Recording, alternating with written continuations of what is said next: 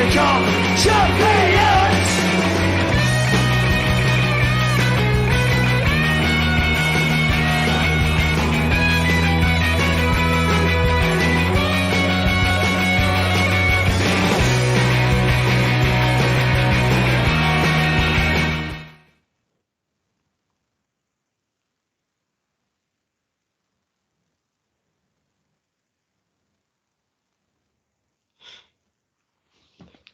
Hello and welcome to episode 66 of Celtic Rumours TV, the Bawz and Bovril podcast with your host Mark and myself Paul.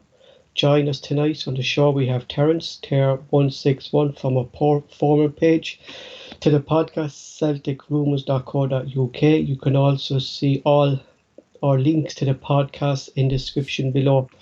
On the show tonight we'll be looking at the season midway through with highs and lows under Ange Postecoglou, our expectations for 2020 and the season ahead, and we'll also have questions from our forum page and we will discuss them at the end of the show, and we'll also take questions from the live chat.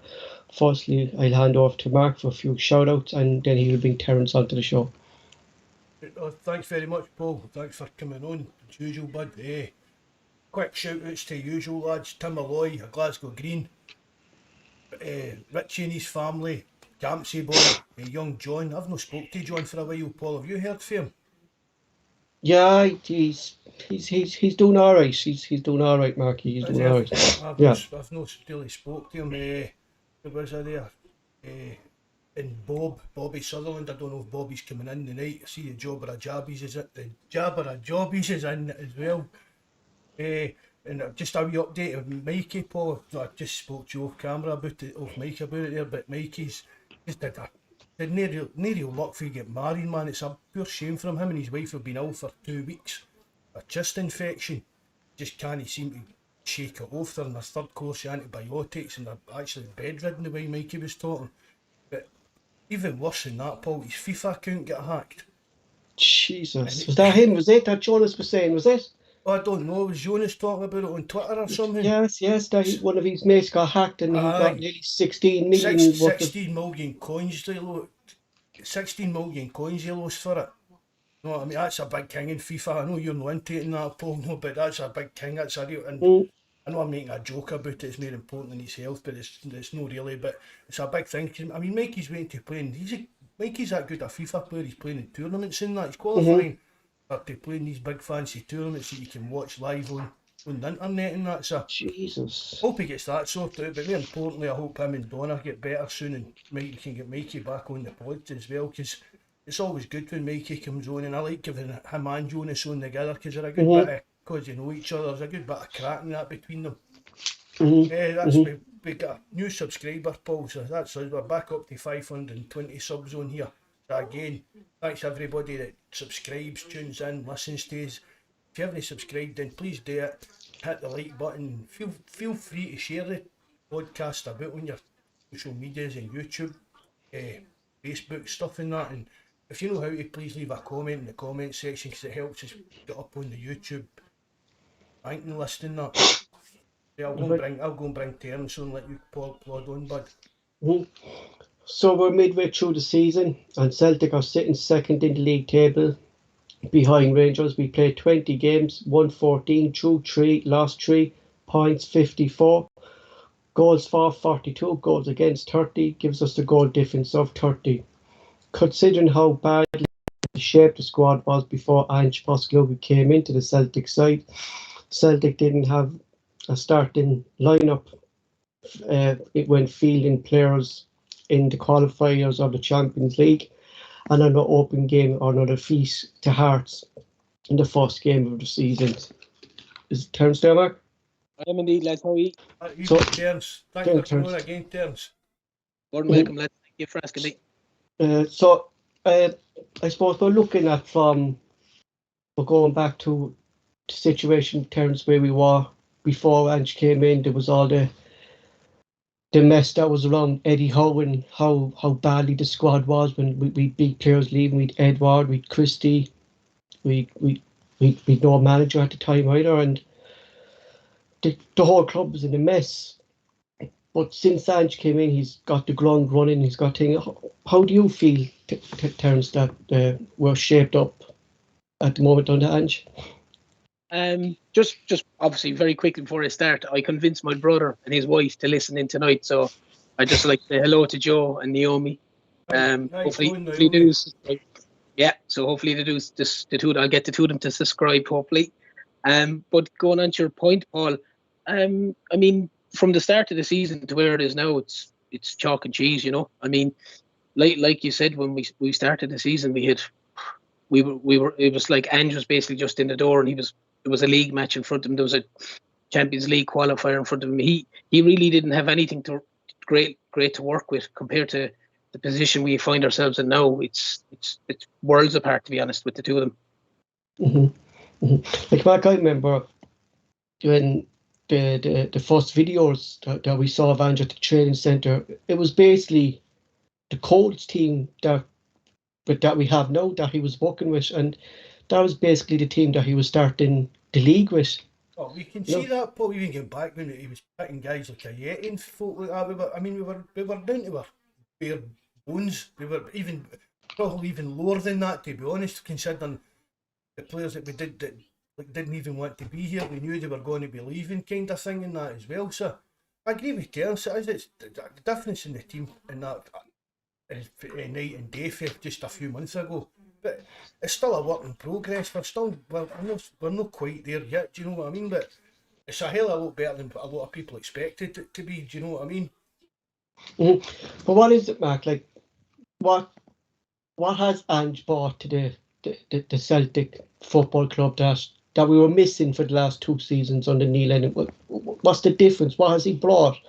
Because it's purely down to Ange. Focus, Paul. Focus on the things that matter. On the team on the park, making sure that the team's playing well. I mean, we've spoke about it 100 times. We know Lennon lost the dressing room and what was going on behind the scenes and things like that. That Twitter account, Paul, that we think it's Neil Lennon or have you seen some of the stuff they've been putting out? It definitely is. It's like another what? It's as if he's been living in a parallel universe to the rest of the stuff that guy on Twitter's coming out with. Whether it is Neil Lennon or whether it's his agent or somebody just associated with him. Mm-hmm. I just get it up there actually, and like I don't know. Have you seen this, Terence? Like, but this fella is constantly trying to take away the blame from Neil Lennon. He's trying to rewrite history, Paul, and it's only history for 18 months. You know what I mean? It's not as if it's like 10 years ago and people's memories are maybe a wee bit fuzzy or that. It's, you know what I mean? This is only in the last 18 months, but I think it's definitely something to do with Neil Lennon. But I think Ange just brought in, he's raised the professionalism across the board as well. Mm-hmm. Mm-hmm. He's also got guys, Mark, that want to play. Well, that's a huge part. That's a big factor as well, Terence. You're right there. And you've got to, and also there's a team ethic there. Like you watch when guys score, everyone is delighted. If Kyogo sets up a bad, they're running to each other, or if it's Jota, or if it's whoever scores, everyone runs together. The centre backs are running halfway up the field to celebrate, to get in, to congratulate each other. You hear each other, they're talking. You see Joe Hart going, Joe Hart leadership from start to finish, everything. You look at it compared to last year. I don't mean to be pointing out players, but there was a situation where there was a goal. Christie may not celebrate the goal. Edward may not celebrate the goal. And there was it looked as clear as day to anyone that there was massive divisions in the camp last season. And I've seen and I've heard a few of the things about the Twitter yoke that you're talking about, Paul. And what it does for me is it just diminishes Neil Lennon's status in the club. Because rather than just holding up the hands and going, I was manager, the buck stops at me. If you look at Ange, he doesn't pass the blame on to anyone. He says, I got it wrong in the derby match. I should have played Kyogo through the middle. It's my fault. There's a huge difference there. Everyone goes, he admits he's wrong. He admits he's wrong. Ange could have come out and threw Kyogo under the bus after that game and blamed Kyogo for it. As you say, Terence, he came out and admitted it himself. It was my mistake. It wasn't that Kyogo had a bad game. It was just his fault that he chose to play him out in the left wing. Yeah, and Neil Lennon needs to he'd have been his best bet, and his people closest to him, and particularly his family, should be just saying, listen, just keep quiet. It all went wrong. It went horribly wrong. But like, the longer it continues and the more nonsense he comes out with, or whoever comes out with the nonsense on his behalf, the more his status is diminished and diminished and diminished. And he'll be remembered for this guy who's continually basically passing the buck and passing the blame and saying, I had nothing to do with Celtic losing 10 in a row. Whereas the bottom line is, look, you were manager at the time. There was a lot of other factors there as well, but the bottom line is you were manager. The players didn't want to play for you. There was lots of other circumstances there, but you just have to stand up and go, I got it wrong. And it's as simple as that. Do you think the players expect him to be appointed full time? I mean, we were all shocked. I mean, I've said it before. In a way, we were lucky that Len had messed up at Hibs. I mean, but that's what you're saying, Terence here. He's only rewriting history, but I mean, he messed up at Hibs. And then he came back to Celtic. We were lucky he was there to get us over the line, but that should have been hit. But you see, there's an arrogance on the board as well, Mark. There's an arrogance on the board to think that Rangers basically crumbled that season when it went after the Christmas break. They fell apart, like they literally crumbled under the pressure. And Celtic got the 9 in a row. Obviously, the COVID came in and the season was ended, but Celtic were miles ahead at the time. And I think that's what they were probably expecting again, Terence. They were, Paul. I genuinely think there's a level of arrogance on the board going, we can win this league with pretty much anyone in charge. And their logic was, look, sure, Len is the cheap option, so to speak. We'll keep going with him, and happy days. We're going to keep all the guys. Like, there was probably a lot of fans that maybe thought that way as well, Terence, to be honest. Just most people would have thought, you know what I mean, the money we're spending in players, the wages we're spending in players, anybody should be able to manage us to the league title. So I see what you're saying about the arrogance of the board, but as we know how it turned out, do you know what I mean? It was just, they stayed just too long. And see, at the time as well, when you saw that it was going wrong, there was plenty of time for us to go and get somebody else and turn that about. That's the galling thing for me, kind of thing, that the board didn't act quick enough, and Lennon didn't have the minerals to actually stand up and say, look, this isn't working. Because he said it previously, if I don't think this is working, I'll be the first man to say, right, this is not working, I'll go. And he held on his fingernails. Whether it was for a payoff, as some people say, I don't know, but... But even so much so, Mark, like how no one behind the scenes, not people looking in, but how no one behind the scenes realised, if, say, for argument's sake, they're talking to Edward and say, look, you're not going, we're going to keep you for this season, and you'll be able to go next season, or to Ire, you're not going, we want you, you're going to say, or whoever it was in Cham, or whoever I think maybe Peter, would you kind of throw that at Peter Lawler then, Terence, as well? It could have been his arrogance of going, you're not going anywhere, you're staying here. And then all of a sudden you've got, no matter what way you put it, you've got unhappy employees in working for you. And basically it doesn't matter whether they're greatest respect to Celtic Football Club or your own job or McDonald's. If someone is, for all intents and purposes, doesn't want to do their job right, they'll do everything in their power not to do the job right. They're still going to get the wage at the end of the week in Celtic's case, because they're not going to be fired. Paul came across a guy like out of Christmas here, didn't he, Paul, at your work? You were telling me, you were telling me about him. You know, like it's like, Mark, I remember when we had Jackie McNamara on the podcast, and we were kind of asking him about that, and he said like that he had it as well through his management, and he said like if players don't want to be there, it's not a good atmosphere in the dressing room either. Like, and I think that was one of the biggest mistakes by Celtic, and I think mostly by Peter Lawler, is these empty promises he was making. And it's not the first time, Mark, we saw Peter Lawler doing this. We saw him doing it to Dembele, and look at the way Dembele left Celtic that time. Do you know what I mean? That was it. He left in bad terms. Edward left in bad terms. Oyer left in bad terms. To be fair, Paul, as well, see when the summer window shut and Edward and Iyer and that were still there, we were delighted. We were thanking Peter Lawler for being managing to talk them into whoever manager was talking in their ear. That we were delighted, and we thought again, this squad, it's a team that's used to winning league titles. The quality of the squad, again, you can maybe see why the board thought that it would get them over the line for 10, but it keeps going back to what I'm going about all the time, Paul, the bigger picture. Mm-hmm.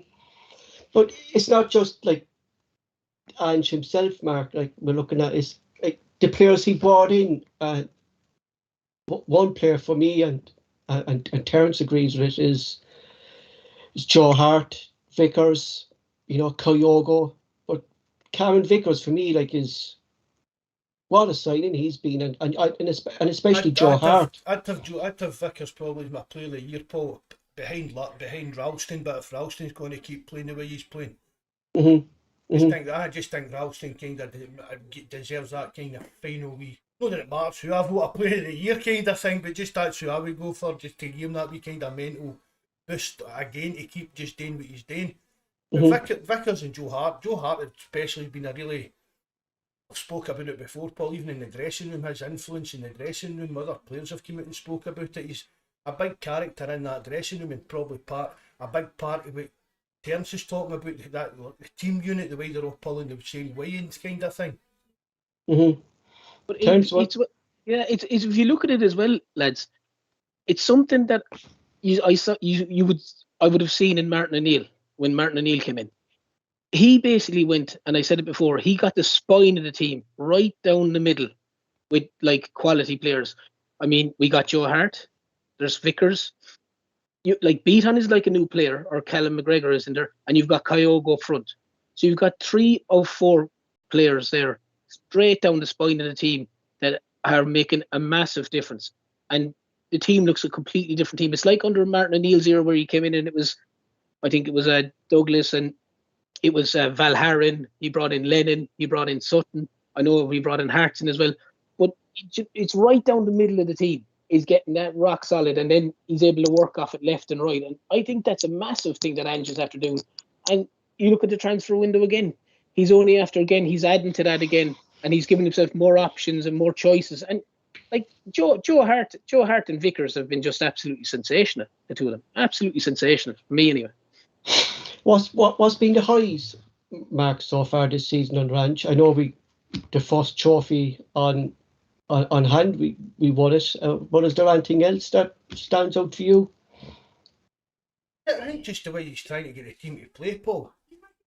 It's some of the best football you've seen at Celtic Park for years. It really is, and just said, but winning the League Cup probably the biggest high so far. But I'd say just even Paul, even just the feel good factor. It's a bit good to be kind of positive for a change after you know what I mean, the stuff we've been speaking about over the last few months where it was all negativity through Lennon, through the Eddie Howe saga and things like that.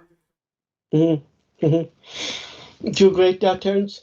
Yeah, it's the exact same thing as what Mark, I had it wrote down there. I said it's the most attractive football I've seen Celtic play in a number of years. And I think a big thing for positive or highlight for me is Ange. And just Ange as a man, the way he deals with everything, the way he takes everything on, whether it's a stupid question from a reporter, like he's got Celtic's true and true. And his whole thing is, as I said there recently, I saw a thing, he says he'll do everything he can to basically defend Celtic in every situation. And he's I think that's the positivity terms, like it did, like what you're saying there, like he'd never come out and blame the players. He takes that responsibility himself. Do you know what I mean? Like he doesn't single out no one. Everything is about a team. There's no one singled out, and that's man management, like Terence said this.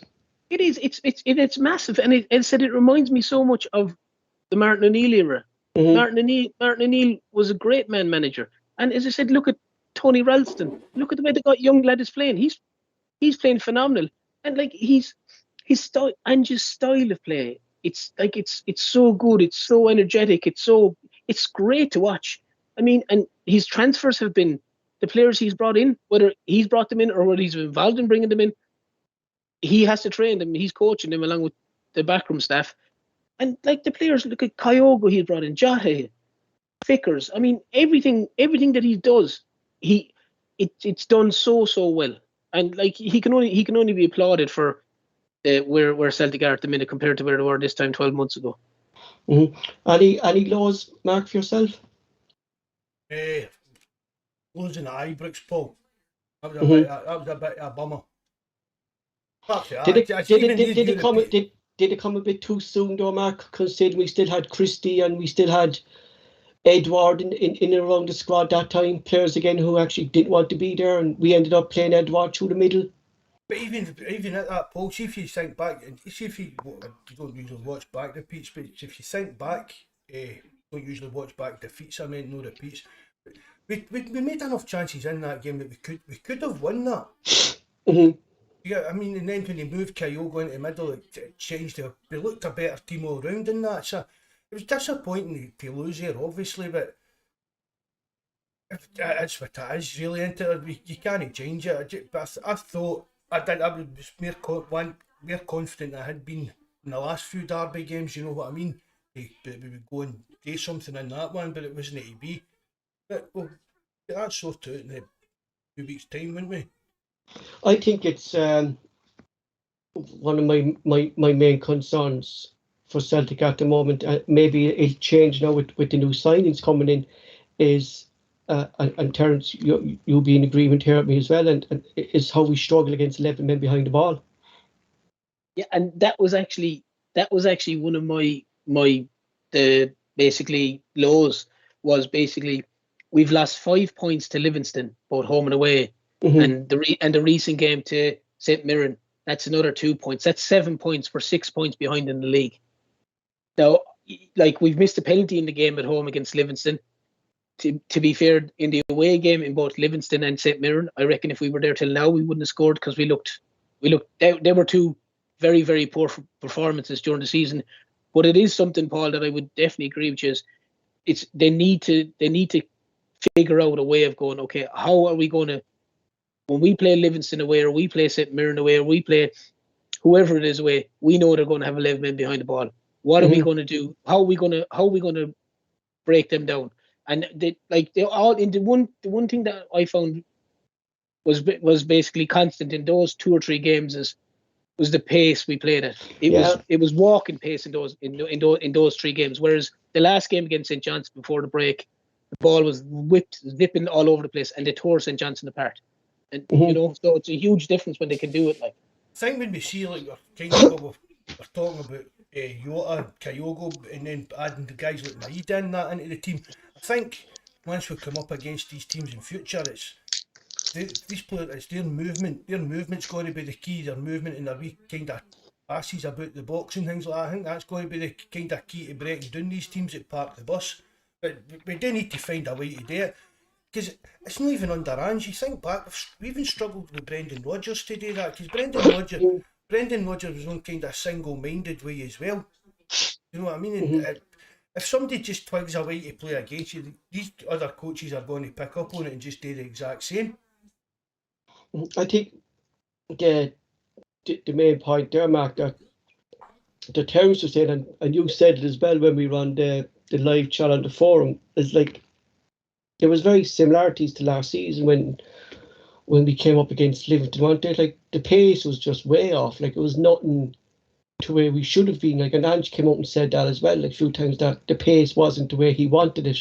And is that the players though, Mark, themselves, like going back to playing like last season against these teams? Like, is it a physical thing in their head maybe that they're at a slow pace, or what, are they overthinking the ball or something?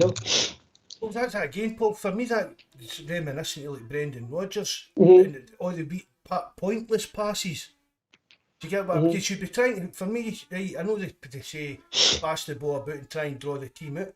But if you're playing Livingston, you're not going to draw them out. They're just quite happy to let you sit back and let your central defenders just pass the ball about left and right, 2 and 3 foot passes and things like that. So, as I say, it just seems to be.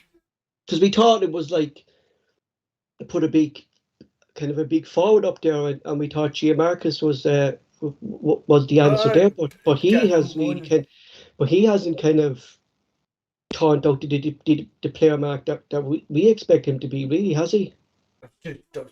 Well, he's obviously injured, so we'll not really know, but he didn't really show much before that either, didn't he? No. Hopefully once he's fit and back in training, and get back to. I mean, Mikey raved about him, didn't he? And again, people are saying, He's only a one-hit wonder. Now, can you be the top goal scorer in Holland if you're only a one-hit? Get what I mean? You don't end up the top goal scorer in Holland just by pure luck. Paul, do you know what I mean? You've got to have something about you. Another go on, Terence, sorry. Sorry, the only thing I was going to say, and the J Marcus one there as well, Paul, in the game against Livingston as well. In fairness to the guy, we're pumping a ball into the box to him, and we're allowing 3 Livingston defenders to mark him. Do you know? And like, but that's what I was saying about the likes of Turnbull and Roger, that and he said it as well, like that they can't play together and they're not supporting Gia Marcus in the area. Like, he's up there, as you said there, Terence, he was marked by 3 men. Turnbull and Roger or even Yass or Cal McGregor has to be in there to take defenders away from him. That's what I keep saying about Cal McGregor, Paul, playing that deeper role. We know he can have these shots for distance in that. He should be up there sniffing about in the 18-yard line, looking for knockbacks and things like that. And it's something he's not done for a couple of years now. I'm not putting all the blame on McGregor for that. No, definitely no. But I know it's a horrible thing to say that the players injured and stuff like that, but I'm actually a bit pleased that one of them is injured, that we have Mida coming in and one of them is injured, so we can actually put Mida straight into one of those positions. You know? I think he'd go in anyway, Paul. I think that as well. I said that the last time. I think Mida's the only one that you could actually... I expect him to start against Hibs. I wouldn't say the same about the other 2. Another major concern for me under Ange is a lack of fitness, really, that the amount of injuries we're picking up under him for his intense training. And I know it'll improve over time, like, but geez, they're dropping like flies, Terence, aren't they? But they are, but it's the thing about it though, Paul, is it's like Ange is saying, like, if you look at the crux of the team, the majority of them have to play every single game. And it's like when they were with the European games and then the league games and then the European games and then the league games, because Celtic have to start so early. Like, the time for recovery for their bodies is so small. And like you're asking guys to and obviously Ange's game is intense and high pressure and it's non-stop going. And I think, as we all know from playing whatever sports we would have played at younger, it's when you get fatigued and when you get tired, the tendency is you're I won't say lazy, but I can't think of the right word. But the tendency is you get the injury a lot easier than you would when you're bouncing fit and you're flying it. And I just think it's the case that players have so many miles on the clock, so to speak. Like, you've got guys going away playing international rugby as well. Kyogo, for example, as they said, he's nearly played over 12 months non-stop. So, you know, it's a huge, and that's why it's great to have these guys coming in. And I definitely get your point, Paul, on the fitness and certain aspects. I definitely would say all the players are very fit. I was going to say that. I wouldn't use a fitness, saying a fitness problem, no, probably the right description, Paul. Just a bit injury prone the players are. I don't question their actual fitness. You just need to look at guys like Rogic and that for that. I just don't think some guys have the same stamina as other guys. I don't. I would have said I don't think Turnbull has the best engine in the world, but it's not that he won't try. He just mightn't be able to get back. The same as in certain incidents, Taylor mightn't be able to get back. It's not that he isn't trying to get back. It's just he may not have that. He may not have the engine or the gas to get back. You know, but as maybe going forward, so like under Ange, like with these new signings coming in, Terence, the likes of these players, we say Turnbull, Forrest, McCarthy, Taylor, we could put Zorro in there like that. They mightn't be part of Ange's long-term plans, considering the way he wants to play. I wouldn't say Turnbull and I wouldn't say Taylor. The others are debatable. I think Turnbull will still be there. I mean, he does okay in games. We did discuss it. He needs to be more regularly a 6 or a 7 every week rather than being an 8 and a 2. It's more consistency, like with big time. But I think Turnbull and Taylor would definitely still be well in the frame, Paul. Sorrow, I can't see him even being here after January. For regards to the other two lads who you mentioned, sorry, McCarthy, I don't know whether he seems to be struggling badly with fitness. So I don't know. But it doesn't bode too well for McCarthy if Ange is bringing in basically a holding midfielder. Is it what do they call him? Elaguchi.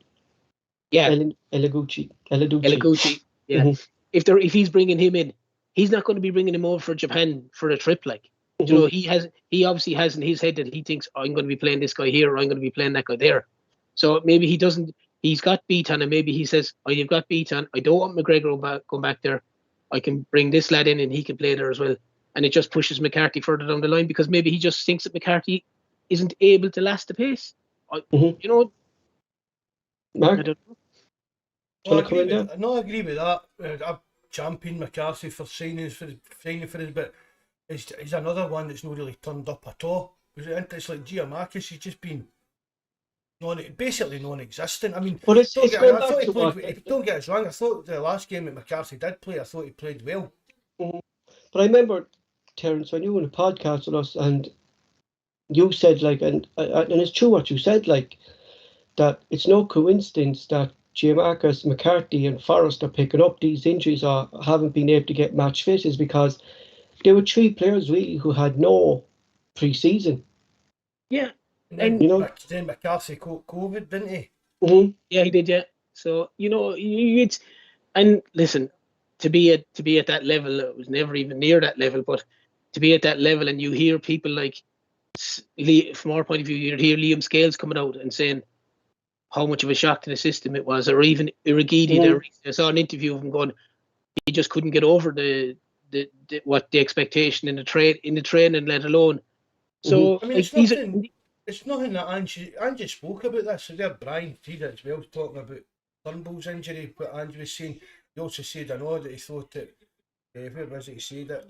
I think it was further up the page. Fatigue and tiredness, and all of a sudden he's out for a few weeks and a few months. It was a Jabber Jobbies that said that. I think long term the intensity will pay off and benefit us. The larger squad will help as well. But Angie's came out and said that he's kind of used to this. And I said this as well, Paul, before Angie even took his first training session, I think, didn't I? I expected a lot of the players to be picking up a lot of injuries because the lack in the standards of training, things like that, this was just going to be a massive, massive shock to their system. Yeah, I mean, if that's what we're talking about, strolling about the park and that was going right out the window. He wants his players to be running for the 90 minutes. See on that first training video, Paul, we don't stop. That was his, we don't stop. We stop at half time. Stop at 90 minutes, but that's it. We don't stop. And guys like James Forrest that have had injury problems over their years in that, think about it. I mean, he's probably sitting there after the first few training sessions blowing out his arse. Well, it's going to be interesting now with James Forrest because the pictures came out of the training session there, Mark, yesterday and stuff like that. Julian is back training with the squad. Young Kamiko Dembele is back training. James Forrest was back training. Be very interesting to see how far James Forrest can play and how long he actually stays fit without picking up an injury into it. Oh, I've said this as well to you before, but I don't know if I've seen the podcast. I don't see James Forrest as a first team choice at Celtic anymore. For me, he's going to be like Beaton. He's going to be a squad player. You know what I mean? He'll be like if Abada, Maeda, if they need a rest, Forrest will come in. Or he'll come on as a sub and things like that. I just think James Forrest is going to struggle to. If the kind of Celtic, I mean, I've gave him pelters for years, you know that, Paul. But when you look at his stats, you can't. I don't understand. You can't argue. He's Celtic through and through. Like Mark, you wouldn't want to see him leave, but you know what I mean. But as Celtic supporters, like we're taking about the squad, like you know what I mean. And no, I just don't see him being a first choice pick any longer. Considering how well we're playing under Ange and the players he's brought in have settled in nicely, and our three new signings, Mida, Haida and Gucci, have all joined. What's the expectations for the rest of the season, Terence, yourself? Like, you know what I mean? The expectation is win the league. That's my expectation. Anything else, the Conference League and the Cup and everything else, if they win the cup or they get a great run in the Conference League or any of that, that's a bonus. But for me, priority is to win the league. I wrote down a piece there, right? Just to what you're saying, Terence. Like the Ange honeymoon period is well over, and the Celtic fans have taken Ange to their hearts already, ready the first cup up for grabs. Now with the Scottish Cup and League Cups and Conference League on the way. Like how much like we've taken to Ange, and if we don't win the league this season, like is it a free ride for Ange this season considering the way we won the summer? Or like do we expect him to win the league, like considering we're Celtic Football Club, you know?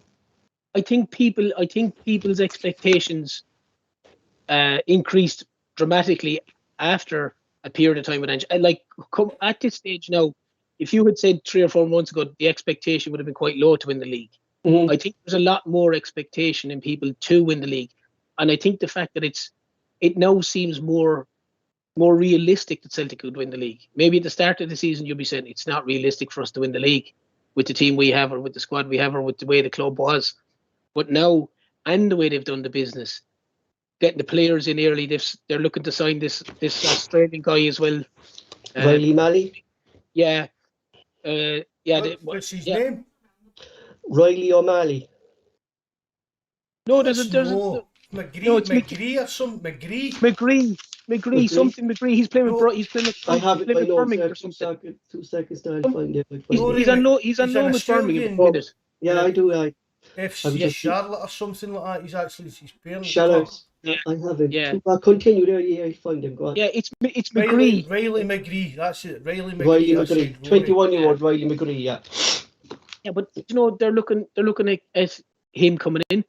They've signed obviously Kenny from Sligo. So if you look at how quickly compared to previously Celtic have done transfers, especially at January, they've done a ton of stuff. So the expectation has risen, and we have to believe with the squad that's there now that Celtic are capable of winning the league, and that would be my expectations that Celtic would win the league this season. Because the Mark, Conference League, I'm happy enough with it. Exactly, like because Mark, we really can't say no that this isn't Ange's team, can we? Like this is Ange's team, kind of nearly 95%, bar a few players in it, isn't it? Yeah, well, what we're saying, they're playing like Ange's team, Paul, and that's the main thing. But I mean, I'd agree with you. Then it's good to we've brought in 3 Japanese guys, and that's obviously his choices as well. So I'll agree with that. It's an Ange team overall kind of thing. I mean, there's maybe still players that Celtic Ange doesn't see in any long-term future. But he can use them between, to get what I mean, whether it's for the next 6 months or the next 18 months, you'll know that yourself. They're maybe not going to be first choice picks, but he can rely on them to come in and do a job over the next year or so. But how would you feel, Mark? Like if we finished up second at the end of the season, like, you know what I mean? Like, would you take it, like, or would you be pissed off considering, like, what Terence is saying there, like our expectations have gone up now because of the amount of money we spent, the players we've brought in? Well, I expect us to win the league now as well. I expect us to win the treble. We're the only team that can still do it, and I don't see why that shouldn't be our aim. Even a decent run in this European League. But I expect Celtic to win the league this year. Of course I'll be pissed off if they don't, Paul, but I mean, they're a bit long in the tooth to, do you know what I mean, be sitting greeting and things like that. But I've mentioned it to you before on this, Paul, there will be fans out there that would be baying for Ange's blood if we don't win the league. Because that's just the nature of the nature. Do you know what I mean? That's just what it is. If you don't win the league, you're a failure. That's just the way it is in Scotland, really, between Celtic and Rangers. And I think too, like, going how... Just to say, I wouldn't be one of them, Paul. I'd be quite hard. I could live there and that, and I'd be more confident that we'll win the league next year. Do you get what I mean? Because of what Ange is doing. I don't know, I'd be pissed off, to be honest. Like, you know, I'd be pissed off, but you know, given... I won't be calling for his head, like, because I look at the longer time. That's what I'm saying. Terence, he'll be pissed off and scunnered as well if you don't win the league. every Celtic fan would be, but it's how you react to it. Because you And could again, say it's the no, back, Mark, like look at it's the kind bigger of picture. it's really advantageous because Giovanni Van Bronckhorst is only in the door, and Rangers kind of still have to settle to his new system that he wants to play, because I really don't think his ideas have I see been I see implemented yet. Newcastle are looking at Morelos. Yeah, again, Did you see that on Twitter? hmm Newcastle are looking at signing Morelos with the money they've got. Come on. Do you not think they're in enough trouble already? Like, fuck's sake. Do you know what the main thing is, like find surprising, is that Steven Gerrard hasn't come in for one player. Yeah. Why would Early he? doors yet. Well, that's what I'm saying, yeah, because he signed these players and he didn't come in for one of them, you know.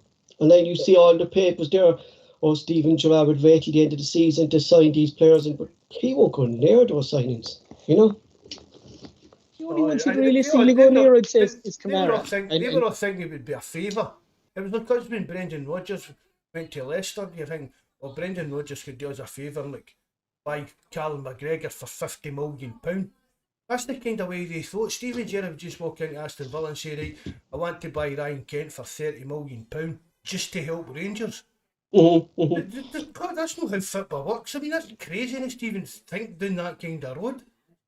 For a start, Steven Gerrard, there'll be folk, I mean, Aston Villa will directors of football and recruitment and things like that, mate, we watched him in that and he's shite. We're not signing him for 2 million, never mind 20, 30.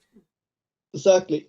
Looking outside Scotland, or like we're still in Europe now in the lower conference league, like, Terence, would you like the club to have a good run in Europe, or would you like maybe stay out of it and concentrate in the league? Or Oh no, I think winning breeds. You know, it's a good mentality to get, Paul. No matter what you're in, whether it's a cup, whether it's the conference league, it's the league.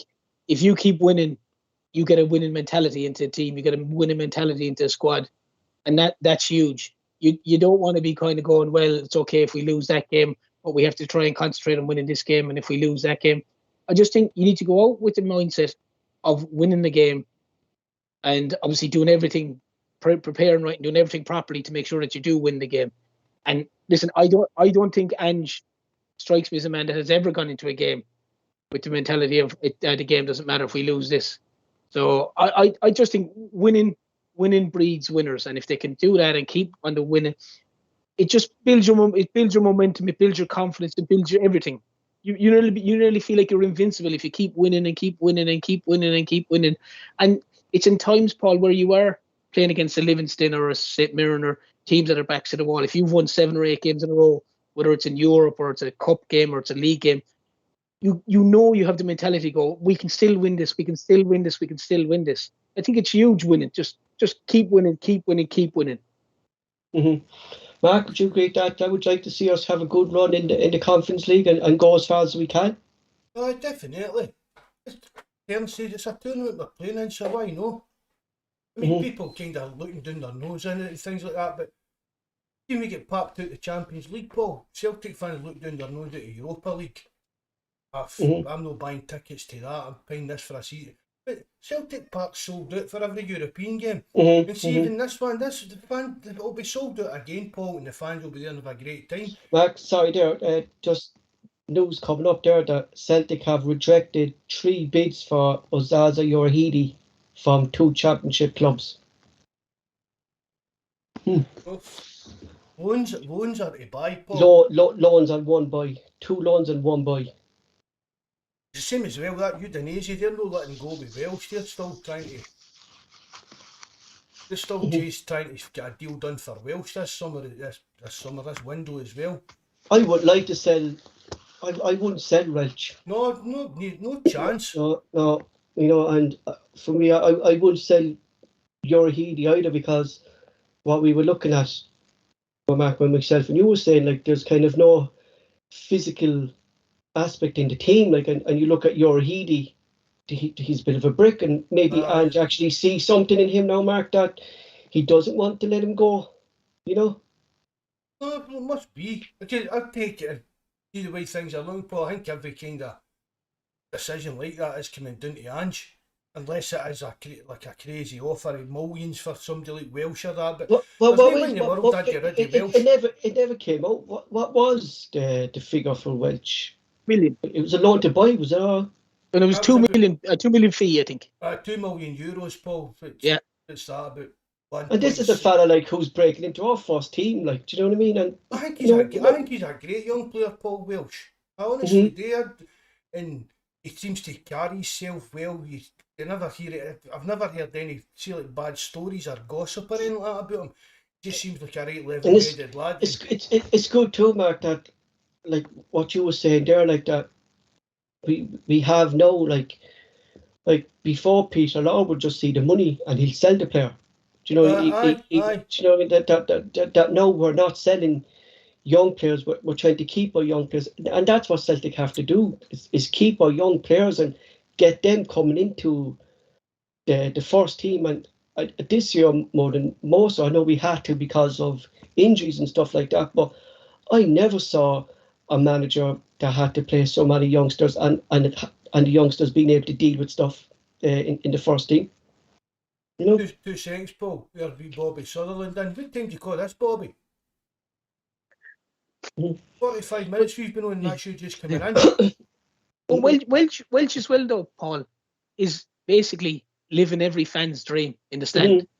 He's obviously a Celtic lad all his life, and he's probably remembers when he was going to matches and he was watching, and now he's in the middle of the pitch and he knows that I'm living all my mates' dreams, probably my family, my friends, guys in the stands. It's huge. Look at guys like Callum McGregor that's been there all his days. He was a young lad in that. Stephen Welsh stays at Celtic, I can honestly see him becoming a future captain. Where does he fit now, though? Like, where does the pecking order go now with the centre backs, with Julian coming back? Well, I see that's a bit not a problem as such, but it kind of puts another option on the table. But for me, the new Stephen, although Julian's fit, he'll not maybe able to play a lot of games and he'll still maybe need a bit of work that way. For me, Stephen Welsh is your main backup centre back, Paul. And he's played well in Europe and things like that as well. But every confidence I speak about it all the time against these kind of lower league teams. We were talking about playing Livingston and St Mirren, see teams that aren't going to do much attacking. Stephen Welsh is going to learn to play the Celtic way in they kind of games. And he'll not be tested much in defence. He's actually learning more playing the game than is actually working, if you know what I mean. Because I'm going to push on to maybe next season, and next season I'm going to expect Bosman Law to be in around the first team, Mark. You know, you know more about him than I do, Paul. So. And I'd be more inclined for Celtic to work with Bosman Law than Welch. That'll be my opinion for what I know of Bosman Law. Do you know what I mean? And how physical he is, like, you know what I mean? And he'd be more a first choice for me. What age is he, Paul? Bosman Law is only 20. But is he not more a holding midfielder, though? No, he's a centre back. He was a holding midfielder, but he pushed into centre back under Celtic. He's playing centre back now with the Colts. He got injured. Well, in 2 or 3 years' time, Paul, maybe Welsh will be first choice, and that boy will be the backup. Yeah, number 3 choice. To get a progression, Paul.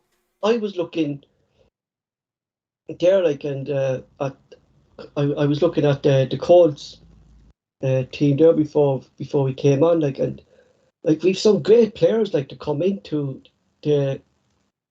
Celtic, and it's actually good for a young Celtic player to be involved with Celtic at the moment, to have a manager like Ange who will give young players a chance, Mark. Well, that's a kind of dream, Paul, into the way we kind of do. Considering we were playing the Rodgers, Mark. Dream. I mean, Rodgers wouldn't look at him. Neil Lennon wouldn't look at him. You know, I think the main disappointment for me with the youth players is the Dembele situation, because there's definitely a talent there, Mark. And but I think, Paul, that injury kind of messed that up. I think he'd have a lot more game time. I think he would have been playing, Mark, especially with Abada kind of being off form as well. Dembele could have been playing there, you know. I mean, You know? hopefully the wee guys, youngster, the wee guys' advisors are saying the right things, Paul. Because injury obviously has affected him. See if Van said to him, look, you'll get game time under me. Right, but Lennon told him that. But as I've said, Paul, I wouldn't have, even if I was managing Celtic last season and we were struggling, I wouldn't have threw Dembele in. A young guy that'd been hyped up as much as he had, and then you're throwing him into that team as if this young guy is going to be the saviour of your season. That was I'll give Lennon his due for that. I wouldn't have took that risk either, putting that weight on a young lad's shoulders. But I'm hoping that Ange and his advisors are saying to him, look, you were injured. We couldn't play you because you were injured, sir. He's even signed, even to trying to get him, even just maybe a 2-year contract or something like that, Paul. And then offer him a new, see, like in a year's time, if he's getting plenty of game time, he'll be happy enough to sign an extension to that. But he has to be positive as well, though, Paul, because he has to look at and say, okay, look, yeah, he did play. He has given Montgomery games. He has given Stephen Welsh games. He has given Moffat a chance. He has brought guys in, young guys. He's brought Toby involved in the squad. And so he, like, if you're Dembele from the outside looking in, so to speak, injured, you have to see that, okay, this guy, unlike Lennon, who might have said he will give me a chance, this guy is showing he's given young lads a chance. Dane Murray started it.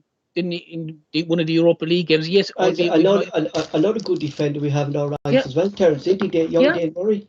I know we might have been short on numbers, but he was still confident enough to give these guys games. You know what I mean? So if you're young Dembele and you look at these guys that are being given a chance, you maybe say to yourself, you look, I like Mark said, I'll sign a 2 years, and sure, they can always have these clauses that if he doesn't get X, Y, and Z after 1 year, he might look to go out on a loan or whatever it is like. But hopefully he does sign, you know. So moving on, we asked our forum page to come up with questions, and we said we discuss them on the podcast. And of course, if you guys in the live chat want anything discussed, just post them and we'll get around to them. The first post came up from Ken. I was going to say that, Paul. Just say you're going to do a separate podcast though about that. The young Irish players. We'll do that even during the week. Yeah, I have that in my notes. Yeah, it's Ken. Like he said, I kind of agree. I kind of agree with Ken here. We seem to be bringing in a lot of options in centre midfield. Cal McGregor surely will get the start, but the positions available are becoming slightly inflated. We have Roger Turnbull, Hayese, McCarthy, Zorro, Gucci, Beaton, all competing for the remainder positions. Who fits in, who drops out is what he's asking here, or who do we sell here, Mark? Well, Soros, I don't think Soros got any future with Celtic. I can see him. I think he'll be away this window. I don't think there's much doubt about that. But there's teams from Israel, Turkey, and the MLS, I think, looking at Zorro. Anyway, so I think he'll be gone. You know, and it's a play there, Mark, but we spoke about it, Mark, and we just said he's too hot-head. You know, that's his main problem, isn't he?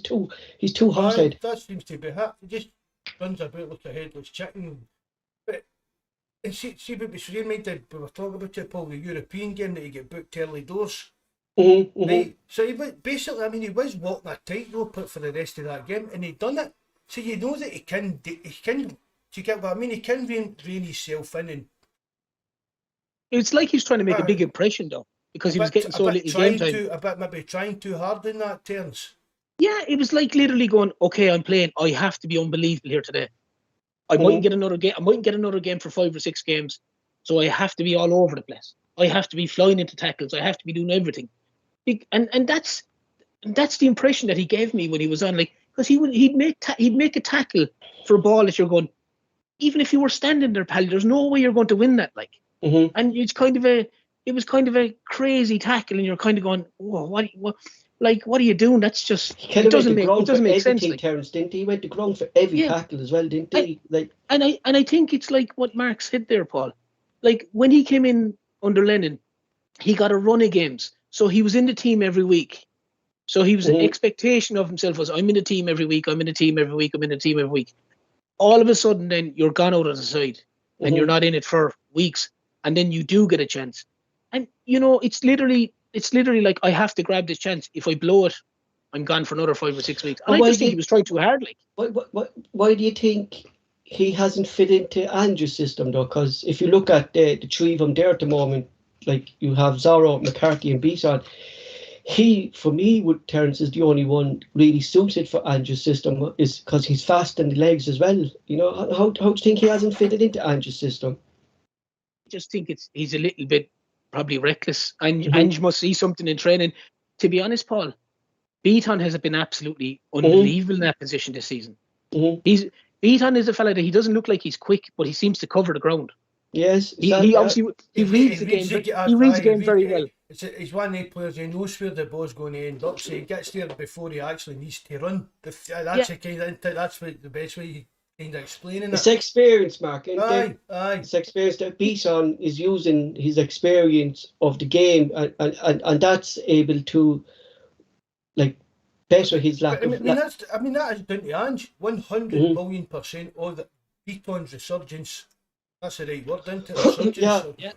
It's down to Ange. Because he must have seen him in training and said, I don't know, why have I got him down here as a centre back? When, do you get what I mean? I've played him at centre back, know the best, let's just say.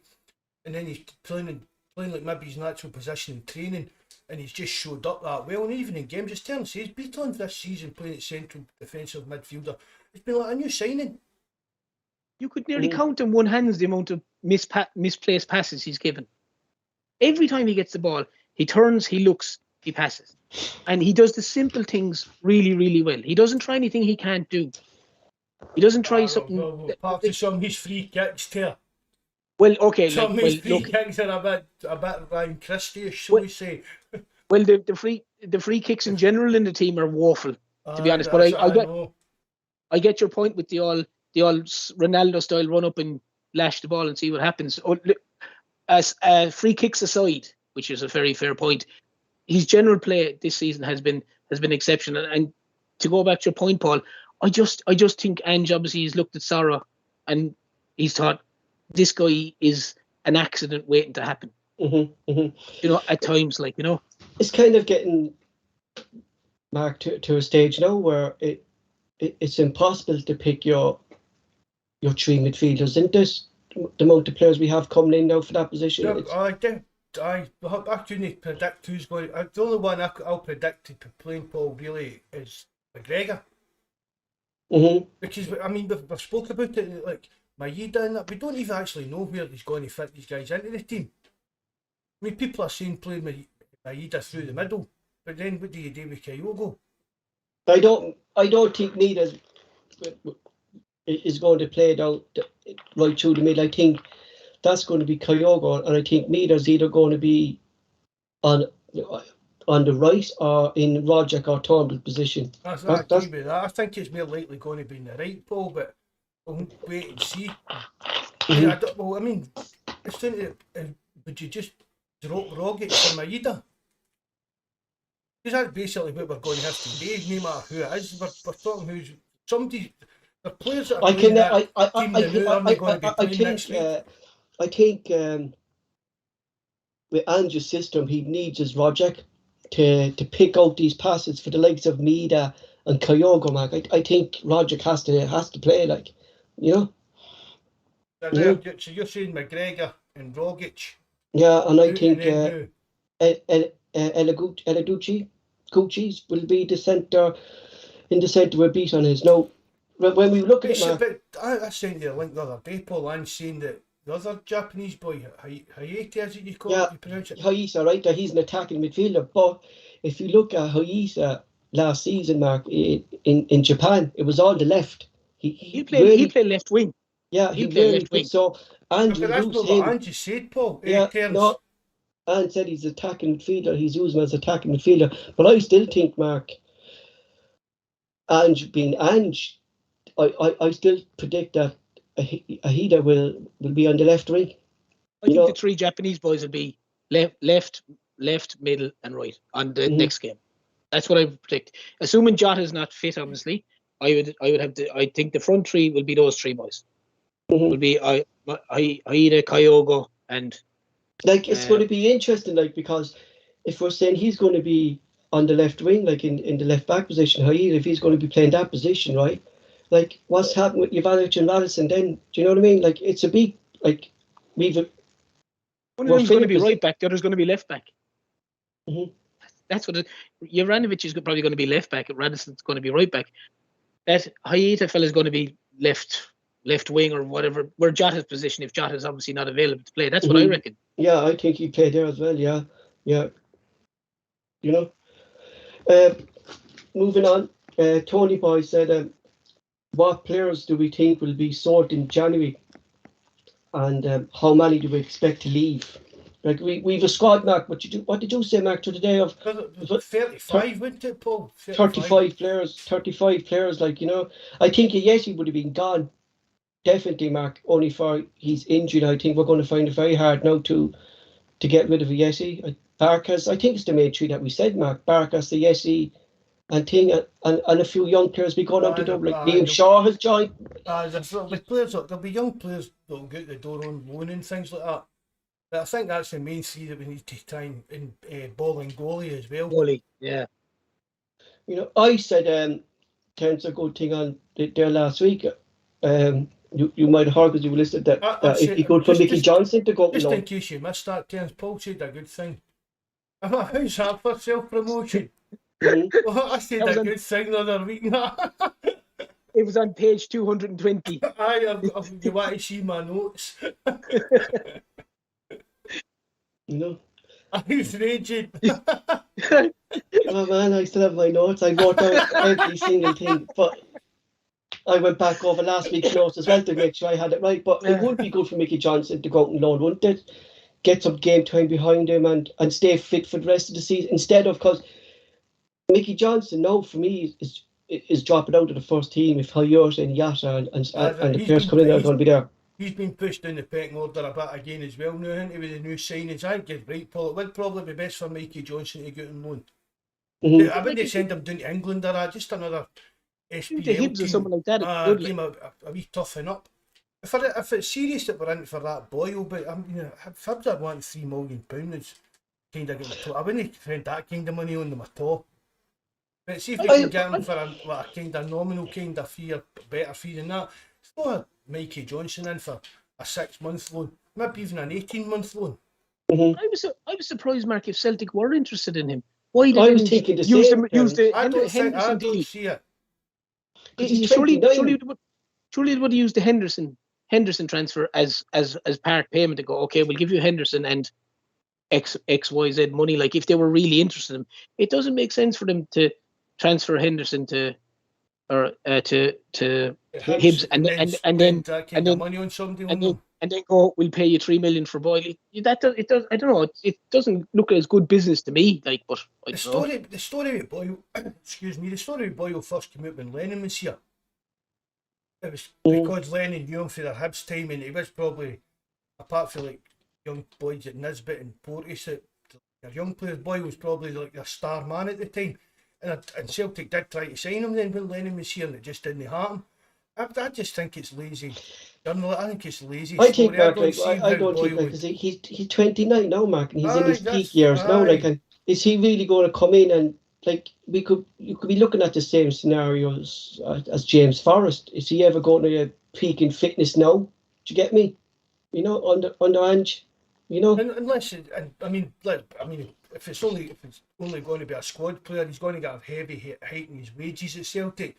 If he's happy enough to do that kind of thing, it's maybe a kind of Super Johnny Hayes type of signing. Do you know what I mean? They're just happy enough to come to Celtic and do their best when they're called upon kind of thing. But I can't see any real substance in that rumour about Boyle. I really can't. This was from Deep River Boy, and I've decided to do a separate podcast of this because I think it's very interesting. He asked us to read an article by an Irish journalist called Kenny's Kids, and I've read it, and it's long, so that's why I decided to do a separate podcast.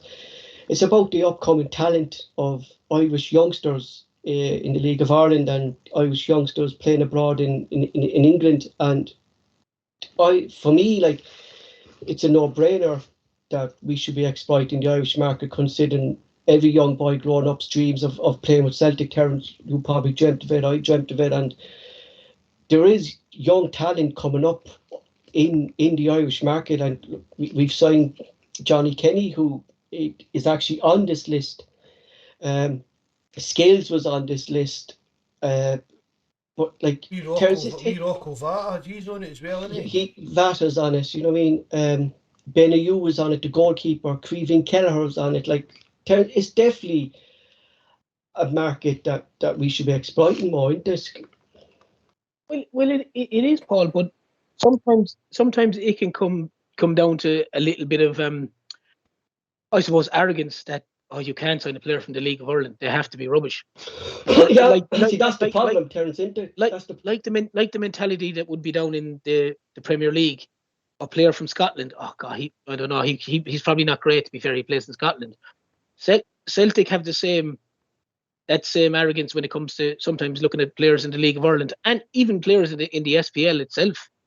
So yeah, it's definitely like I'm going off the point a little bit here, Paul. But like, who would have thought of going to Japan to pick players? Mm-hmm. No one. Everyone would have assumed, oh God, they can't be great over there. But yes, look at Kyogo, and hopefully the other lads coming in are the same thing. But yeah, there's been like Seamus Coleman is another great example of that. There was a rumour that he was to sign for Celtic, and there was some argument over 50,000, and he went to Everton instead. Look at Seamus Coleman now, like, you know, he was a sensational player. I totally agree with you, Seamus, and I'm calling you Seamus Terns. It's like a kind of snobbery. And I've said this before on podcast. If a Scottish team like say Dundee United or Hibs drew an Irish team in the European qualifiers, there's a good chance the Irish team will beat them. Mm-hmm. Oh, big time! If they drew a Dundalk or a Shamrock Rovers or one of them, I mean, you and Paul see a lot more of Irish football than that nowadays, sir. But for me, apart from Celtic and Rangers, the majority of the Irish league isn't much different in levels to like the other SPL teams. If you have like Shamrock Rovers there, and you have St. Pat's and Bohemians, Terence, like they'd give any team a good run in that Scottish Premiership at the moment, wouldn't they? They would, but a lot of people don't realise, Paul. There's a lot of those guys are full-time professionals. Like their full. A lot of people assume, it's the League of Ireland. Oh, your man's a plumber, or he's a carpenter, or he's this and he's work. Load of those guys, that's their job. Like same in Dundalk. Dundalk had their whole squad is professional. Like you know, so it's some of those guys are probably on more money than some of the guys are in the SPL. Like Livingston and St Mirren. I mean, these Irish teams would be confident to come up against your Livingstons and St Mirrens. Mm-hmm. Like a bit. Dundalk qualified for the Europa League like there 2 seasons ago. Yeah. You know, there was a separate post then that came up about Johnny Kenny, and it came up like, is this an Ange signing, or is it Dermot Desmond against dipping into the Irish market for a cheap option? That was on our banter page, and I had to reply back to it. Like I said, like Johnny Kenny came on the Celtics radar is when we were scouting Scales. We weren't looking at it. When we were scouting Scales, Shamrock Rovers played Sligo, and the Celtic scouts were so impressed by Johnny Kenny, they put him down in the scouts reports. And Ange read over the reports, and Ange told the scouts to keep an eye throughout it. It's like we've been watching Kenny since October. It was when we first came to our attention. Celtic have been watching him since October, and reports have been going back to Ange every month about Kenny. Like it's not just like, oh, we're signing another Irish talent mark again. Like, you know what I mean? He's being scouted. It doesn't. That's just Celtic fans. You have like a system, Mark. You have scouts, Mark. The scouts are there. Aye, and I've said to that, Paul, as well. Tommy McIntyre and Chris McCartney have been involved in that signing. Because they're in charge of your youth players, they're in charge of your academy. You have to, Mark. You have to sign. Like everyone wants first team players, Mark, but you have to look at the benefits of the club, and you have to bring in prospect players. Do you know what I mean? You have to bring in players. Just the bigger picture again, Paul. Mm-hmm. Well, sure, Paul, wasn't it only this year or a couple of weeks ago, whenever everyone was saying that Celtic had no striker in the Colts team, no striker coming through. Yeah, we have a striker that scored 17 goals in the League of Ireland last season for a team who was struggling. Sligo Rovers Terrors. Oh Do yeah, you know? exactly. And as Mark said, there's no doubt that the managers, the coaches of the Colts team, they've gone to see him firsthand. They've been Oh in stands. yeah, They've watched him. McIntyre was over there Yeah, a few times. Like they've scouted him many like times. Like you know. with the greatest respect, Dermot Desmond probably didn't even know who he is, and Dermot Desmond would have zero to do with I it. Like, know, I know. Do you know and that? But that's it's it. Like that. it's But just it's that's just come a back, non. Terence, to what you're saying. Like, is that he's Irish? That's Dermot Desmond signing again just because he's Irish. Like Dermot Desmond's not going to watch enough football matches. Do you But know what as I I mean? said, and that's it. But it goes back to the arrogant side of things, Paul. That he's Irish. He's League of Ireland. Oh, it must be Dermot Desmond signed him in. He can't be great. It'd be like if Celtic went for a player in, for argument's sake, in the SPL, who was when Scott Brown was with Hibs. If there was a choice between going for Scott Brown when he was at Hibs, and for argument's sake, some fella who's played at Spurs who wasn't great and he was possibly could go to Celtic, everyone would be going, "Oh, you got to go for your man from Spurs. You got to go from your man from Spurs. Your man's only playing with Hibs." Like, you know, Mhm. there's a huge arrogance there to go. You can't. He plays with this. He plays in this league, or he plays with that club. He can't be any good. She He wasn't can't be. Hooper side from the League Two or something that He time, was wasn't he? Scunthorpe, I think. Scunthorpe, aye, Yeah, Scunthorpe he came for. you You know, know, I mean, even go back and look at Jamie Vardy. Yeah, yeah, he was that league. Look at Lubo. Look at Lubo. they're going to be in trouble now. He's out for the next 8 weeks. Party, Vardy, is he? But I yeah. mean, look at when Lubo Was, signed. wasn't he in French second division or something? But I think it was a second division. I'm not Yeah, 100% sure, but even the second papers were division in France, like. the papers were laughing at us for no signing I think, Mark, that he was John the one Spencer, player was that it no? Yeah, I yeah. think he was the one player, Mark, that imagine if he had him in his prime, like what a player Marachik was, wasn't he? You Or know? even knowing his prime, Paul, he was still some player, really, Yeah, wasn't he? It was yeah. and the biggest thing about that is like why nobody else snapped him up before Mhm. Dr. Joe came in. I mean, there we Mhm. were talking about earlier about when we had Jackie McNamara on. Jackie McNamara said he's the best player he played with. And Yeah. Jackie McNamara played with a hell of a lot of good players when you And, think and, back and, over the years. and You that know was what I the mean? first name he named out. He said, lads, he said, like, today we see this 33-year-old, 34-year-old coming into the training session, and the things he was doing in front of us, like we were like, Jesus Christ, like who's your man here? Like, you know, who do we have here? Like, you know? You didn't know where he was right footed or left footed. Yeah, you know, and I think that's No, that what was I know, Ter, that was the thing about it, wasn't it, as well? I mean, that's the sign of right. I mean, if you're most good players nowadays, if your right foot's your best foot, can still play a bit with their left, but Lubo could do everything with their foot. It didn't And make I, any difference. It didn't make any difference which foot it was on. and I think that's what I'm just kind of done as well, Mark, with Celtic, like Coping, Kyogo, and hopefully the other three lads will come good like that. These are players that haven't been spotted in Europe just because they're playing in Japan. Do you know what I mean? You know? Still a bit of a risk, Paul, but to be honest, isn't there? Well, that's the next question. Stubbsy Hoss kind of went on a bit of a rampage with his questions. Should we So sell tacos? I, Should we get I, tacos in the food stalls? so I had about 12 questions, so I kind of picked out the top 5 of them. He asked, like, if all of four Japanese players started, will they be able to fit with the physical Scottish player, and what kind of style will we have going forward? Terence, I'll come to you on that. Would you think they'll be able to cope with the physical side of the Scottish game? I think I said this before on it. I don't think for 1 second that Ange would bring in anyone that he doesn't think is able to cope with the Scottish game. I'm sure he's seen these guys in the flesh. He was there. If he didn't think that these guys would be able to mix it or handle the Scottish game, he wouldn't sign them. That's my personal opinion on it. Because Meada looks like some fellow out of the Last Samurai or something. Meada looks like a James Bond kind of, didn't he? The kind of looks like the village. nutcase out of a James Bond film or that. Do you know the guy who used to throw the hat? Odd Chinese job. that used to Oh, throw the the odd job. Yeah. Yeah. I seen something as well. It was a picture of the three Japanese players coming out, and see their hairstyles. Somebody put on it 80s, 90s, 2000s. One of them, their hair was like something for the 80s, one of them was like a wee gelled number, and that another one was just pure shaved. I thought that was quite funny. Mark, do you go on, sorry. No, sorry, I just don't see. I have too much trust in Ange to think that he would bring in guys that they won't be able to deal with the physical side. And listen, Paul, at the end of the day, once the physical side is fair, that's fine. If the physical side isn't fair, the referees will have to handle that as well. Like, you know, there's that side of it as well. Like, Mark. Oh, I totally agree with Terence. If Ange didn't think he could handle it, Paul, I don't think he'd be here.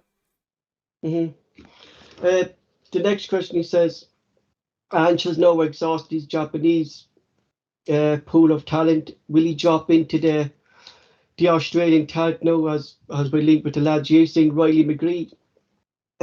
Like, is that the next area? Do you think Ange is moving on? Like, he has spoken about the lad Riley he tried to sign him actually for Yokohama. I was reading in previous We tried to sign him a few years back, Paul. Yeah. He went to Bruges, I'm sure it went I think it was Belgium. He's travelling for a long time, Mark. Ange's. But I think he was only a young lad at the time, maybe. When he went to Belgium, but again, Paul, it's what I've said as well. We're just relying on Ange for all these kids. It seems as if it's just Ange plays all the time. But Mark, it's going back to then, Mark, a point that you made, and you know, is that a bit of a concern, Mark? We're relying too much on Ange to make these signings as well as this. I think so, Paul. Because the three Japanese guys, they're definitely Ange signings. This McGear, I'd say that's obviously Ange that's pushing that as well. As you said, he's been interested in him for a while. But again, Paul, Ange shouldn't be having to do that. Yeah, I actually surprised none of you put that down in your expectations for 2022 is the sports director coming into the club. I have that written down here, but I didn't think you wanted to go through all that. That was one of my low points. That there's still no director of football, still no head of recruitment, and still a lot of stuff off the field to be sorted out. Because, like, you're looking at their terms, like, you know what I mean? These are players that Ange knows, you know what I mean? That fit his system, that they fit the way he plays. But what, like, it's true what Mark said. Like, what if Ange leaves and we get a manager in that, and these players don't fit that system? You know, we're back to square one, Terence, aren't we? Oh, listen, it's 100% back to square one, and it's something we've discussed on numerous occasions on the podcast, Paul. And it's just something that you hope that, for one reason or another, behind the scenes, that something is occurring, because it said no head of recruitment, no director of football. Ange obviously seems content not to have any of his own backroom staff. He's happy to work with what's there. Big shout out, kudos to John Kennedy and Gavin Stratton. Oh yeah, without a doubt, Paul's buddy, and so like from that side of it, you know, you just hope that something has been discussed with Ange or Michael Nichols and whoever the parties are involved in it, because it must be a case, Paul, that Ange is happy with the way things are at the minute. Because I think if he wasn't, whatever about the head of recruitment, he would definitely have his own guys in. If he wasn't happy, I don't. And because like, do you think? No, right? Just come back. Sorry, go on. Oh no, just what I'm going to say. It's a bit of an analogy, right?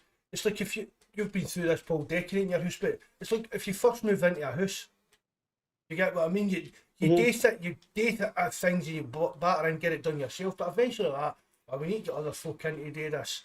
You get what I mean? That you need to, like what Terence is saying, there comes a point Angie's got to say, why am I doing a job with 3 people here?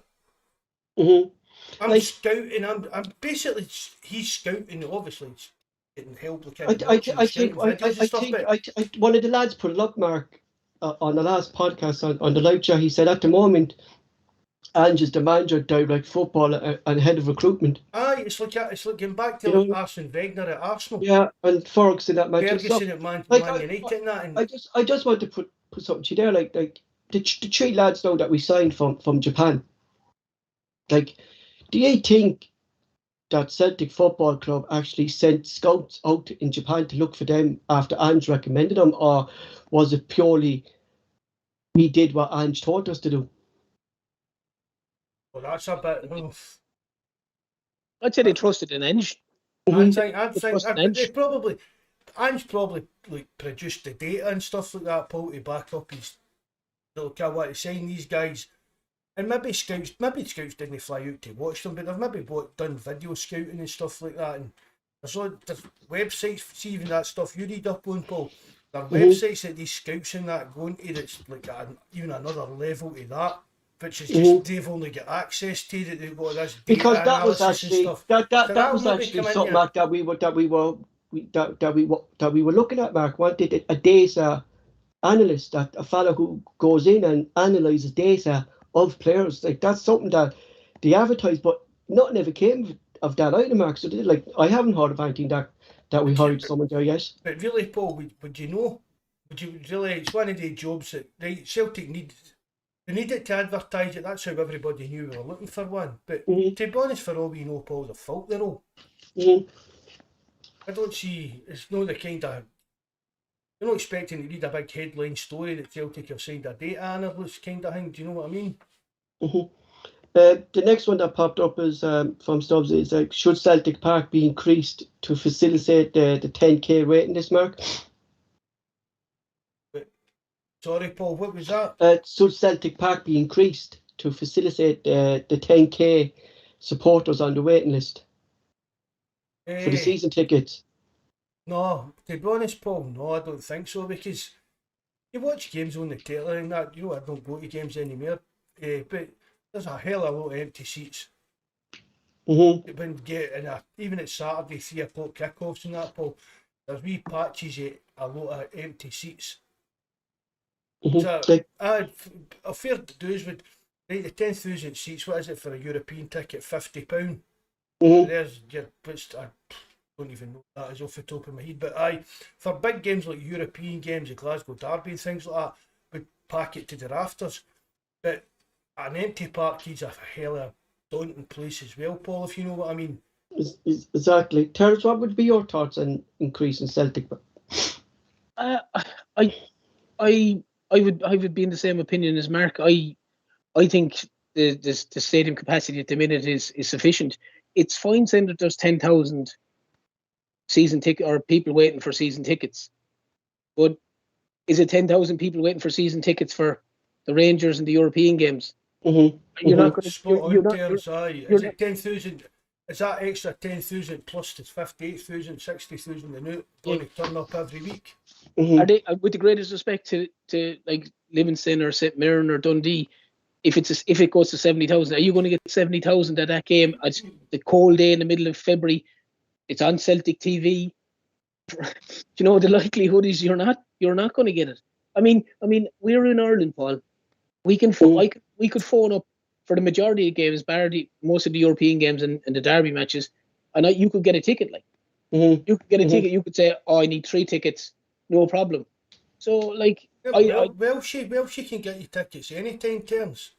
Yeah, and that's but what I'm trying to say. That's what I mean. There's Welsh's on that supporters bus coming up for Wales and England, and they've always got, apart from you say the derby games and big European games, but Welsh said there's always tickets kicking about.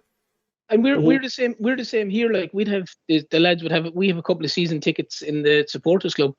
You could go down to them and say every second week, "Can I get the ticket? Yeah, can I get the ticket? Can I get the ticket? Can I get the ticket?" The only one you won't get it. You won't get it for the derby match, but you might get it. But you would go every week and you would still want to get it for the derby match. That's how so that kind of nonsense comes into it as well. So I don't think from a cost efficiency kind of side of it, Paul, it doesn't make sense, because unless we get a move into a bigger league, like even down to England or a European league or that, I don't see any point in doing it. If it was a European league, whereas obviously we would say some Scottish clubs in with the Belgian clubs and in with the Dutch clubs, for argument's sake, that side of it, yeah, you could. That's certainly an avenue to look at. But if you're sitting there and you're the financial guy in Celtic and you're looking and there's 15,000 empty seats, like, and it's after costing you X amount of millions to pay for that 10,000 seats. It's going to take a long time to pay that back. Like, Mm-hmm. And You know, it was only a few years ago with the sort of sections of the top strand. yeah, there was no under the Ronnie Doyley era. There was no the whole top tier was closed off. They had the kind of those banners or whatever, the fancy, maybe the sponsors logos were up there. You know, so I mean, I think the capacity, the 60,000, for me is sufficient, because you have to look at how many times you realistically fill that during the season, and it's not a week. Just let you know, we're still on Stubbsy's questions. Just let you know that. Apart from Larson, Jinky, and Caesar, what player would you like from the past to be involved in the Celtic team now? Mark, I come to yourself first. Paul McStay. Yeah, Paul McStay or Tommy Burns. I don't really need to explain either of them, do I? Really, just I think for me, Paul McStay is one of the best players I've ever seen in my life. He was just unlucky that he played at a time when the club wasn't at its strongest and all this stuff, you know, in the boardroom and that. But Paul McStay was just, I loved Paul McStay when I was a young lad. I really did. I actually read about I read a nice thing there the other day, Mark, about Paul McStay, that Rio Ferdinand is a huge Celtic supporter, and Manchester United were over in Australia, and Paul McStay was in the airport, and Rio Ferdinand went over to Paul McStay and asked Paul McStay for his autograph and the picture of Paul McStay that supposedly Rio Ferdinand. I thought Rio Ferdinand had leanings to the other side of Glasgow. No, huge Celtic supporter. Rio Ferdinand is huge Celtic. And he was actually starstruck when what a player he was as well, but wasn't he, Rio Ferdinand? Yeah, starstruck when he saw Paul McStay, and Paul McStay was saying well, you're the star now, I should be asking you for your picture, and Rio Ferdinand said, no man, just your legend, legend of the game. He goes it was nice of Rio Ferdinand to do that for Paul McStay, Mark. And that just shows how much of a great player Paul McStay was. He's been out the line. That long, Paul. Never exactly. There was players like asking Rio Ferdinand. Rio Ferdinand came back and he said there was Manchester United players and asking him who was that, and Rio Ferdinand was going, that's Paul McStay, Celtic player. Do you know what I mean?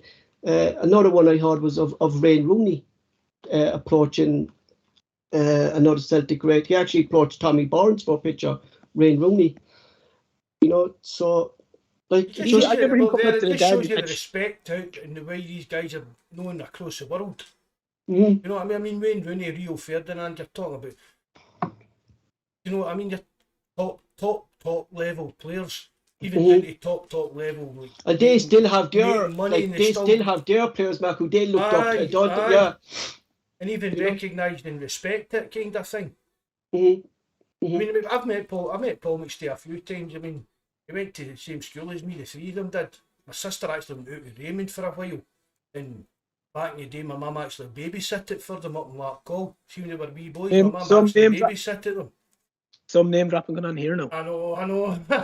But, the three, Paul, it's just really, it really sitting talking to us, now. He's that down to earth. There was no airs and graces with him or nothing like that. He was same with Tommy Burns, and they're just totally down to earth kind of guys.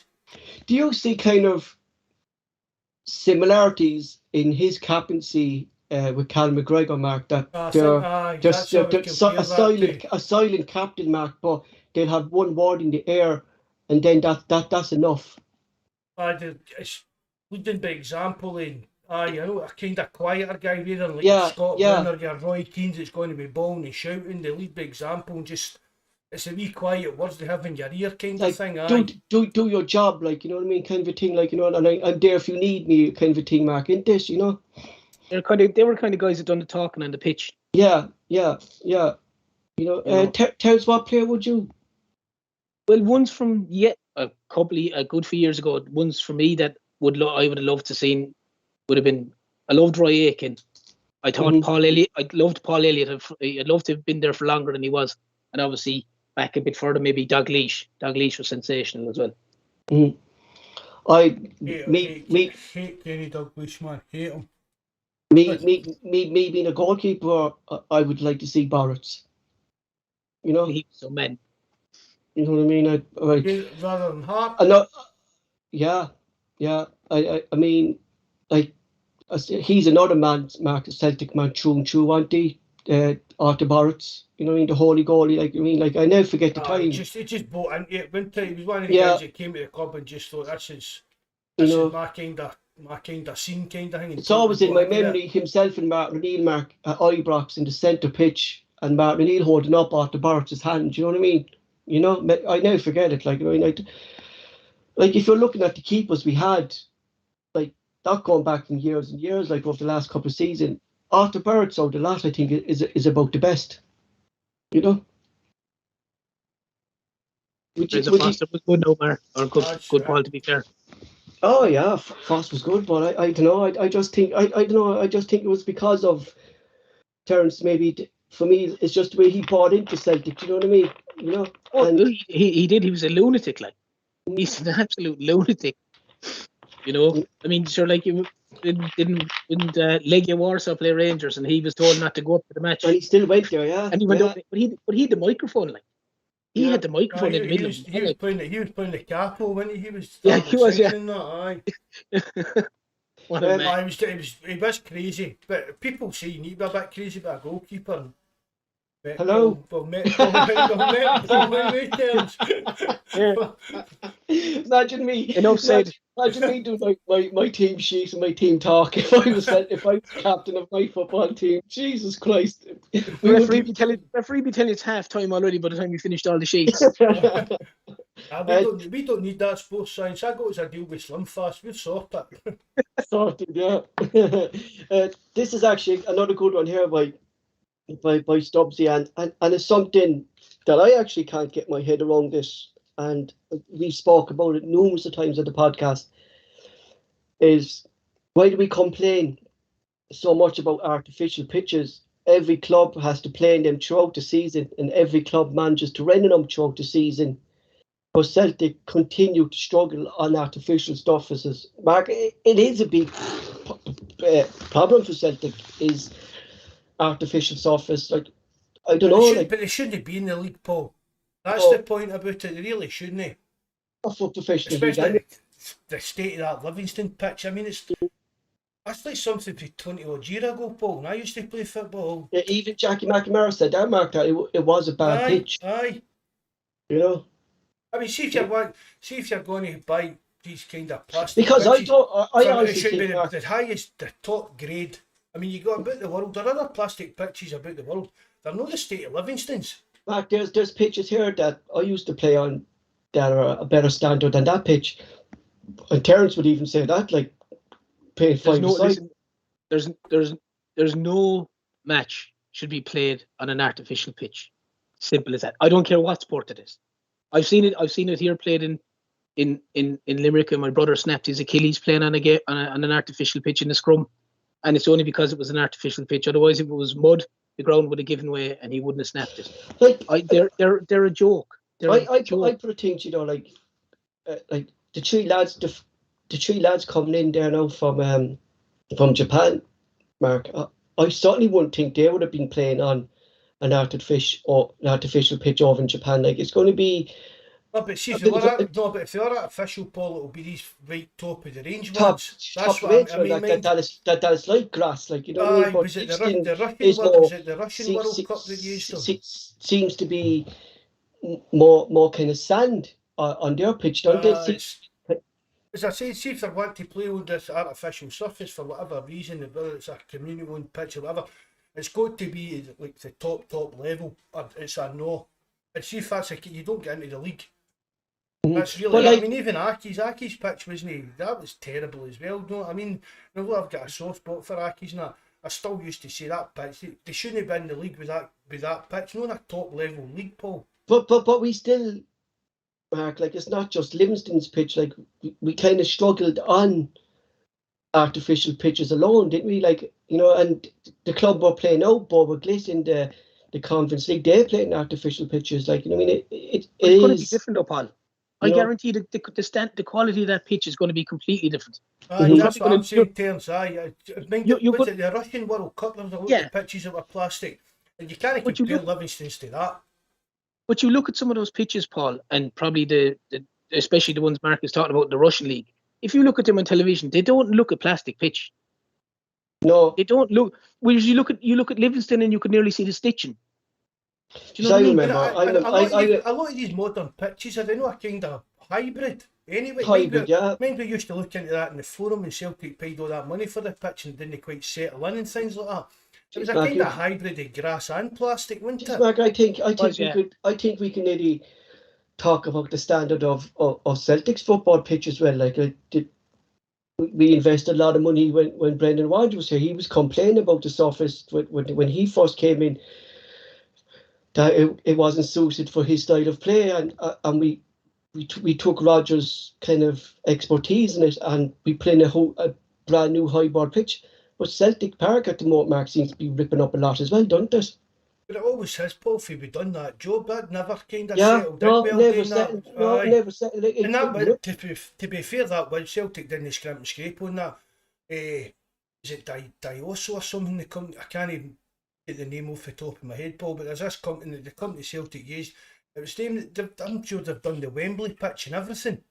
Mm. I don't know whether we've been unlucky, no looked after it right or something like that. But I agree, the pitch isn't the best. It rips up. It does, Mark. It does. It rips up a lot. I noticed that about Celtic Park there in the last couple of games, like especially along the corner kicks, Mark, there and stuff like that. Well, you see, a lot of it as well, though, Paul, is, and I'd only know this from the time when I was working in the golf course, doing the greens and stuff. There's no root zone, so basically the roots are nigh on going. You could nearly bend down and pick the grass up. Pick the grass up, Terence. Yeah. Yeah, because a lot of these pitches, like say the golf greens that you'd see, the top golf greens, they're called sand-based greens, and the whole logic is that it's built a certain way and there's a lot of sand under it, so that when it rains, the water soaks through the ground and goes straight through the sand. That's the theory, that it doesn't flood. But if you don't get a proper root zone going through it, and the roots going down to a certain depth, yeah, when you make a tackle or something like that, it basically just the ground it's nearly like a carpet. It just moves with you. And we had that issue on golf greens when I worked in the golf club, that you'd go to change the hole and basically there'd only be 2 inches of earth and the rest would be sand, and the sand would fall out. So it's a similar kind of thing that Celtic had that issue with, that when there was a tackle made or when there was something made, it basically the pitch just ripped up. pitch just ripped up then. So and the other problem with it as well is that's why you see them having these the special lights on the pitch, because if obviously with grass and light and all the photosynthesis stuff and all that for it to grow. So if when there's minimum amount of light during the day or sunlight, again it's putting pressure on it. It's constantly been played on. So it's a real science to get it right. Like, and when it doesn't go right, it shows up badly. Like. Yeah, I think if I stepped onto a golf course, I expect the whole golf course to empty. If I went to hit the ball. It's big enough. You'd manage to keep it inside of it. I miss playing golf. I like playing golf. Golf is. No, I played pitch and putt once, and I still managed to hit the ball behind me. So. I'm playing 31 years now, Mark. Have you, Terence? Aye, good stuff. Yeah. I played it maybe for about and have 5 you come years down, before my leg ended up knackered. No, I mean, but I do miss it because I enjoyed it. It was kind of calming, and you know what I mean, just having a. Yeah. The boys I played with played a lot longer than me, and I went. It was like, see if it went in the rough. They weren't. You need to play for. They were like, throw it out and hit it for their side. They weren't digging in on this kind of thing. So I was enjoying myself. This is actually. It's not from none of the forum pages or anything like that, but this just as we're talking about that, like meeting friends and playing golf and stuff like that, and it is a big thing between professional players, Mark. Do you think that was a big problem? Like, not a big problem, but one of the issues last season, Mark, why we couldn't see players maybe settle in properly, like of Duffy, Barkas and stuff, that they didn't have that kind of community with players. to go out and have a game of golf, to meet up outside the football club, that they had to go in and be in their own commune with the COVID? I think maybe it did really back us in that, Paul, but Duffy was more Personal issue. Aye, that kind of thing with his dad and everything like that, which I can understand, you know what I mean? But I think that's got to have played a part, Paul. I mean, as the old saying, wasn't it? It was like a team that drank together, won together kind of thing. Yeah, wasn't it? yeah. If they're out socialising, having a bit of a laugh and bonding and stuff like that, so it probably did play a part in some of the signings probably settling in, but they're still professional players, Paul. They're still getting paid a heavy wage every week to do their best out in that park. The last one from Stubbsy, until his wife came in and told him they're going shopping, just to stop what he's doing, was, do we increase the allocation of away fans in the stadium to create a better atmosphere between rival fans? And I think we spoke about this, and we spoke about how bad the Glasgow derbies after coming recently. Terms like this bickering now between the two clubs has gone. Apart from him coming, Paul, but it wouldn't make any difference. That's the only game that would matter in. You couldn't turn around and give any other team in Scotland 8,000 tickets and they'd sell it out. Yeah, and I think we saw that with the Hibs game back in the final when they couldn't sell the actually extra allocation that they got. They couldn't sell them. They wound up getting extra tickets and then couldn't sell them. So apart from the Derby game, Paul, I don't think it would make much difference. And I've said before about the Derby game, it's a bit tit for tat and a bit. Can we see? I don't think, Mark, there's going to be an end to that at the moment. It's still dragging on into it, and it's a pity really, because it is taking the buzz away from the Derby game, isn't it? A bit, aye. And I know people are saying, Skye will end up coming in and saying stuff. Skye's not going to come in and say anything whatsoever about that. No, I mean, as long as you get the game to show, that's all they're caring about. But I'd love to see Celtic take, even if they didn't think it was going to be changed, I'd love to see Celtic take the higher ground and basically publicise and say, we want X amount of the Rangers fans back at Parkhead for the Derby match, and our fans back at Ibrox for the Derby match. And choke back at them because they started it, like, yeah. Yeah, but make it be known. Put it out there that Celtic are willing to discuss this. And then everything turns towards Rangers, and it turns towards them, and then it's basically when it's still the same, everyone goes, well, Celtic are willing to discuss it. Why aren't you? That would be. I said the other week, Paul, that I hope that the Derby. We thought the Derby game was going to be played on the second or third day, whenever it was, and I thought, right, you have done it once to us, we've done it once to you. Let's get this sorted out. The next two, we'll get two more Derby games to play. Let's get it sorted out for then, because it is a bit petty and childish, but I see what Terence is saying, that is the kind of thing that Celtic should do. Because I think, Mark, at the moment with our Celtic board we're too quiet. Our Celtic board is too quiet.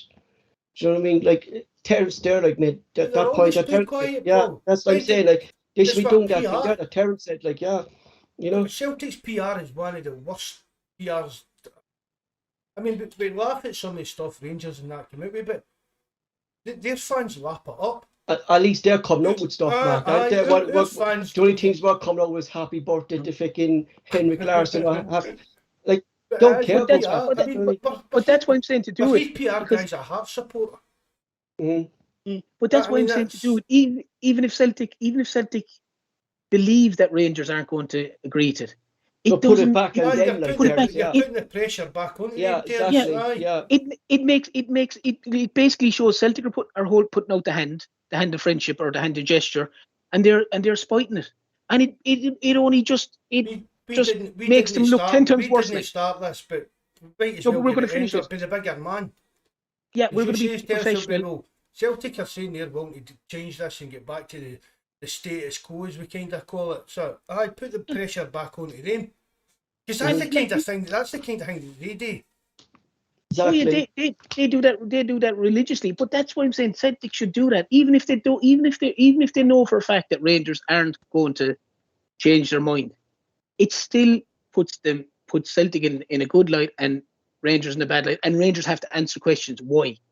Why don't you want Celtic supporters? Why won't you give them X, Y, and Z tickets?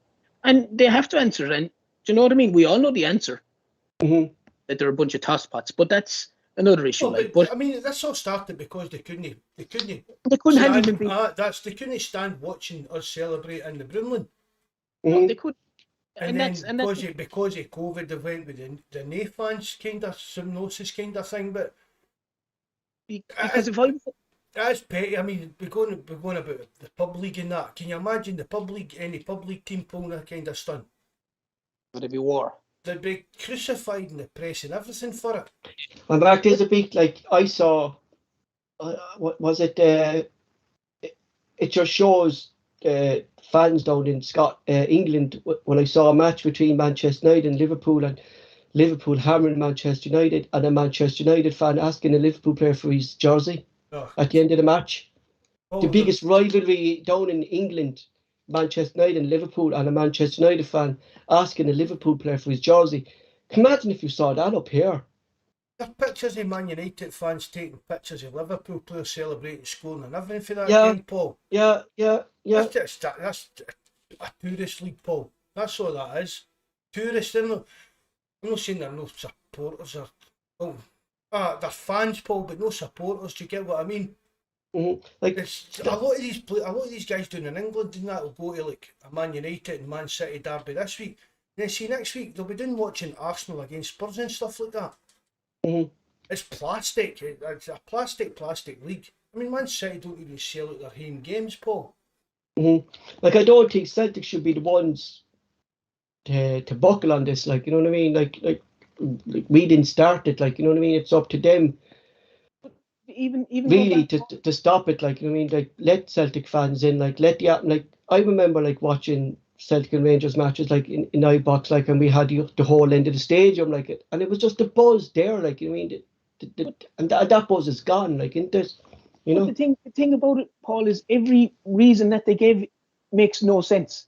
Because the point I would always put back to, if anyone ever said it to me, was I said, when Rangers were dominating Scottish football and they were going for 8, 9 and 10 in a row, they never once culled the Celtic support. So no one can tell me that there wasn't an influx of Rangers supporters wanting season tickets then. They could have probably filled the whole stadium with Rangers supporters when they were going for 9 and 10 in a row and they were doing well in Europe and they were doing everything. So if there was ever a time that they were going to do this, it would have been back then.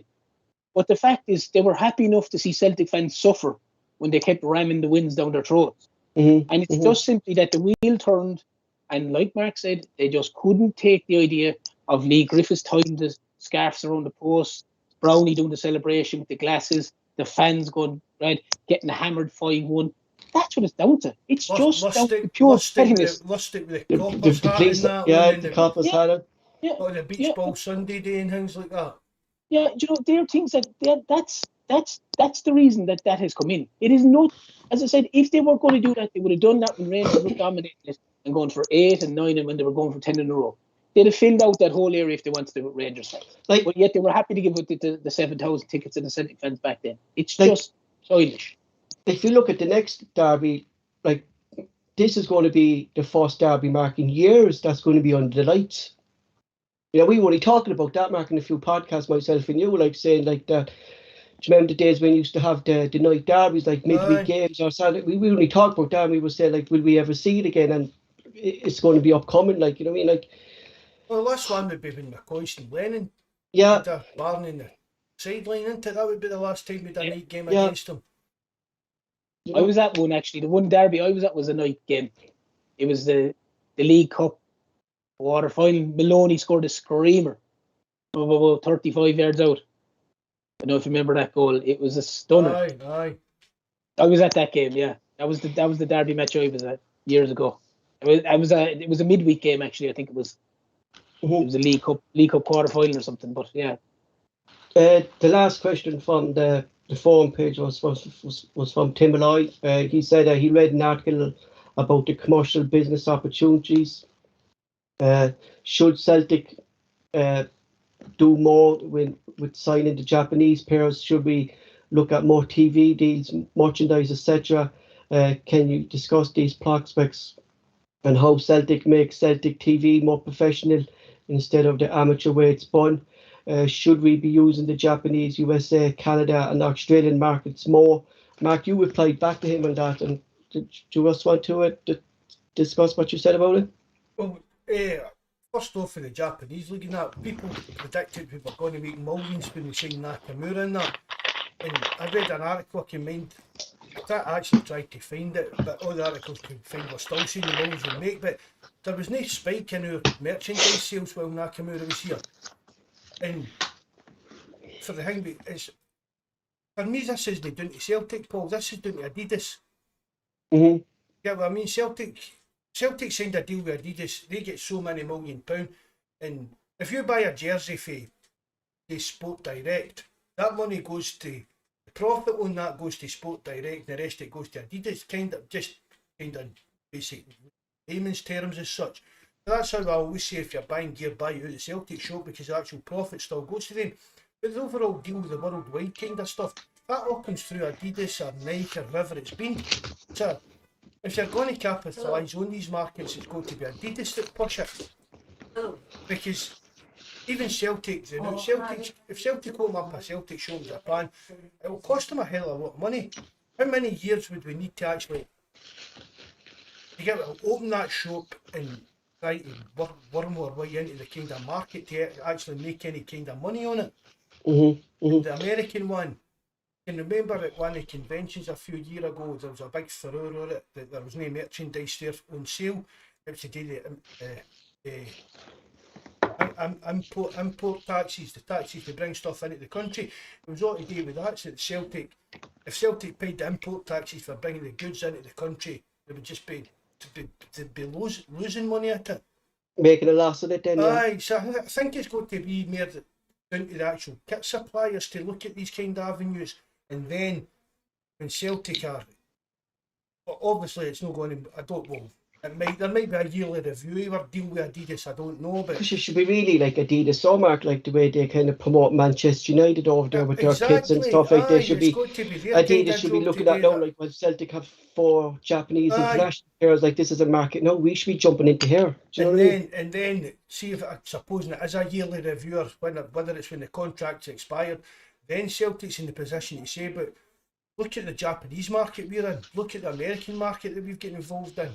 To get the end that Celtic's got, instead of getting whatever we're getting, we can add another 5, 8, 10 million onto that kind of deal.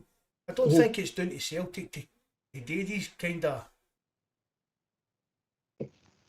things. Do you know what I mean? It shouldn't be down to Celtic to go and open up shops in Japan and that should be down to Adidas to help promote us. I mean, Adidas, let's face it, Adidas is probably a bigger brand name than Celtic about the world. So it's up to Adidas to try and make themselves more money, and as a kick on for that, we'll make more money for that.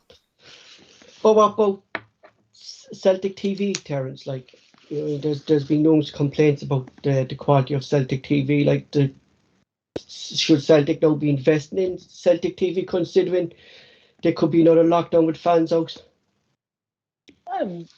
Well, they should be looking at that regardless, Paul, whether there's a lockdown coming in or not. I mean, people are paying for a product, and they need the product to be of quality. I mean, there was situations where streams were freezing, or it was a couple of minutes behind, and if you had your phone might ping and it might be a goal, and next minute the goal comes up 3 minutes later on the television. You know, there's people whose job is to basically manage that, produce that, and get it effectively and get it to a standard it should be at. That's their job. If they're not doing their job properly, then they need to get someone in that can do the job properly. Whether it's whether it's proper PR people, media people, whoever that is. I mean, that's going to be their whole focus. Your job is running Celtic TV, doing interviews, doing shows, doing match days, doing whatever they have to do.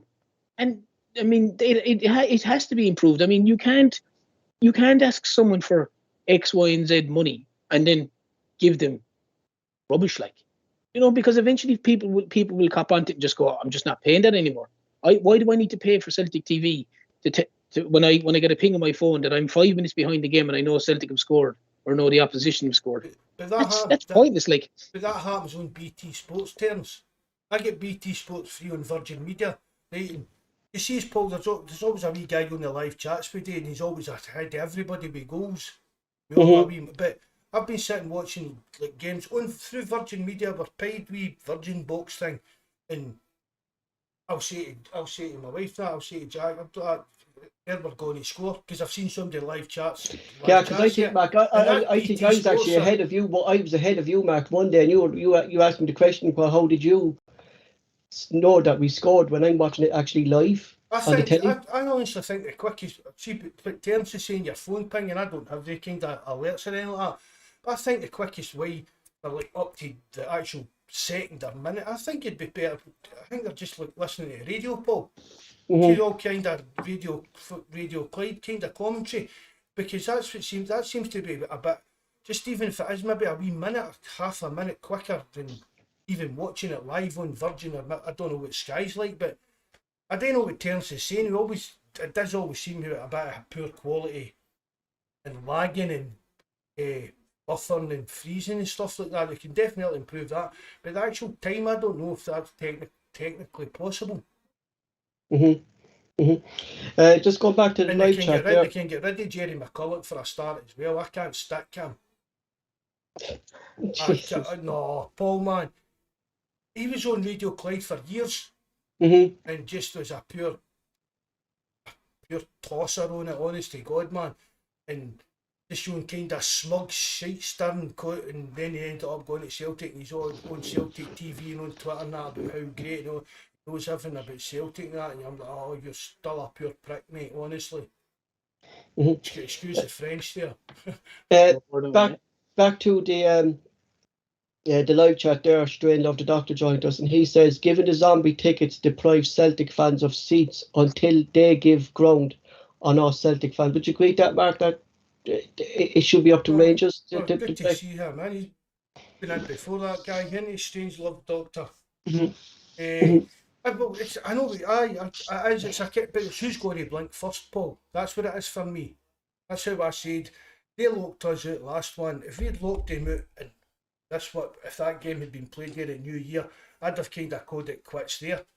But then you're putting it back onto them to blink first and let us into the next one on the agreement that we let them into the next one beyond that. But it's a kind of who's going to blink first situation, and as I say, that's silly. It really is. It detracts a bit for the game as well. Something.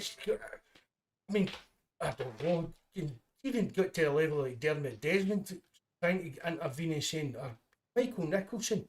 Their terms is saying Celtic came out and done that. They were going on about Michael Nicholson never does anything. Michael Nicholson should come out and address this. And even it's what Terence is saying, put it back on and just say, look, this is petty in our opinion. We don't want this. We want as many fans in with both sides to enjoy the game. We want as many fans with both sides as safely possible to be in and enjoy the game. But it's kind of gone beyond fans now, Mark, with Rangers like banning the likes of Neil Lennon and Chris Sutton. Like they're just going the extra bit now. Like it's getting a bit out of hand now with Rangers. They're banning commentators from going in saying like, well, if you can't make safety of commentators coming into your grounds, like your fans should be locked out of European games now at this stage, No, it should be a case of if you're not guaranteeing the safety, it doesn't matter what team you're playing for, Paul. They're just an employee, BT Sport or whatever. If you can't guarantee the safety of your employees, well, we're no bothering showing your games. That's for me. That's what they should come out and say. Because I think that's just gone a bit too much now, like in this banning the likes of Chris Sutton and Lee Lennon out of Ibrox, like in this, it is like it's just gone ridiculous, Mark, in this. No, but it's like, Paul, it's like picking the biggest moon howler out of support and saying, right, you make your decisions for us. Yeah. That's what it's like, you get what I mean? And they've got their PR guys, that AUP head case, you know what I mean, sir? What do you expect for them? That's it. All the more. Sorry, Paul. It's all the more reason for Celtic to show their hand. Yeah. And put the hand out and go. We want this to end. We want the fans back. We want the fans back in both grounds, and throw it back on them. And then when they do not stop Neil Lennon going in, and they do stop Chris Sutton going in, and they don't give Celtic tickets to fans, they're the ones. Everyone turns around and go, it's all on them. It's all on them. And that's like Mark said. Michael Nichols and the powers to be. They have a perfect opportunity to do it. A perfect opportunity, and they should Like, take it's a it. win-win for Celtic, really, like, isn't it? Okay, You they know, can't like, lose. They can't lose. William Smith is saying, like, call them out, like, you know what I mean? They say, Yeah. no, we keep the tickets, like we were saying, Terence, call them out, like, that's what we have Yeah. to do. Call it out, like, 100%. Yeah, big time. you know. We leave it at that. Thanks to Terence again for joining us. Thanks to the lads on the forum page for putting the question to us tonight. It's www.celticrumours.co.uk. Thanks to you guys in the live chat for joining us as well tonight. Mark will close the show. Just thanks very much, Paul, for everything you do, getting everything prepared, all your notes and stuff like that. Terence, brilliant. Thanks very much for coming on. And is it your brother and sister-in-law that joined us, hopefully? Yeah. Hopefully, Hopefully, Neve, our man, have hit the subscribe button, put us up to 522. All the lads in the live chat, thanks very much for joining us. Hope you've enjoyed it. Take care of yourself, look after yourself. Good night, God bless. Hail, hail.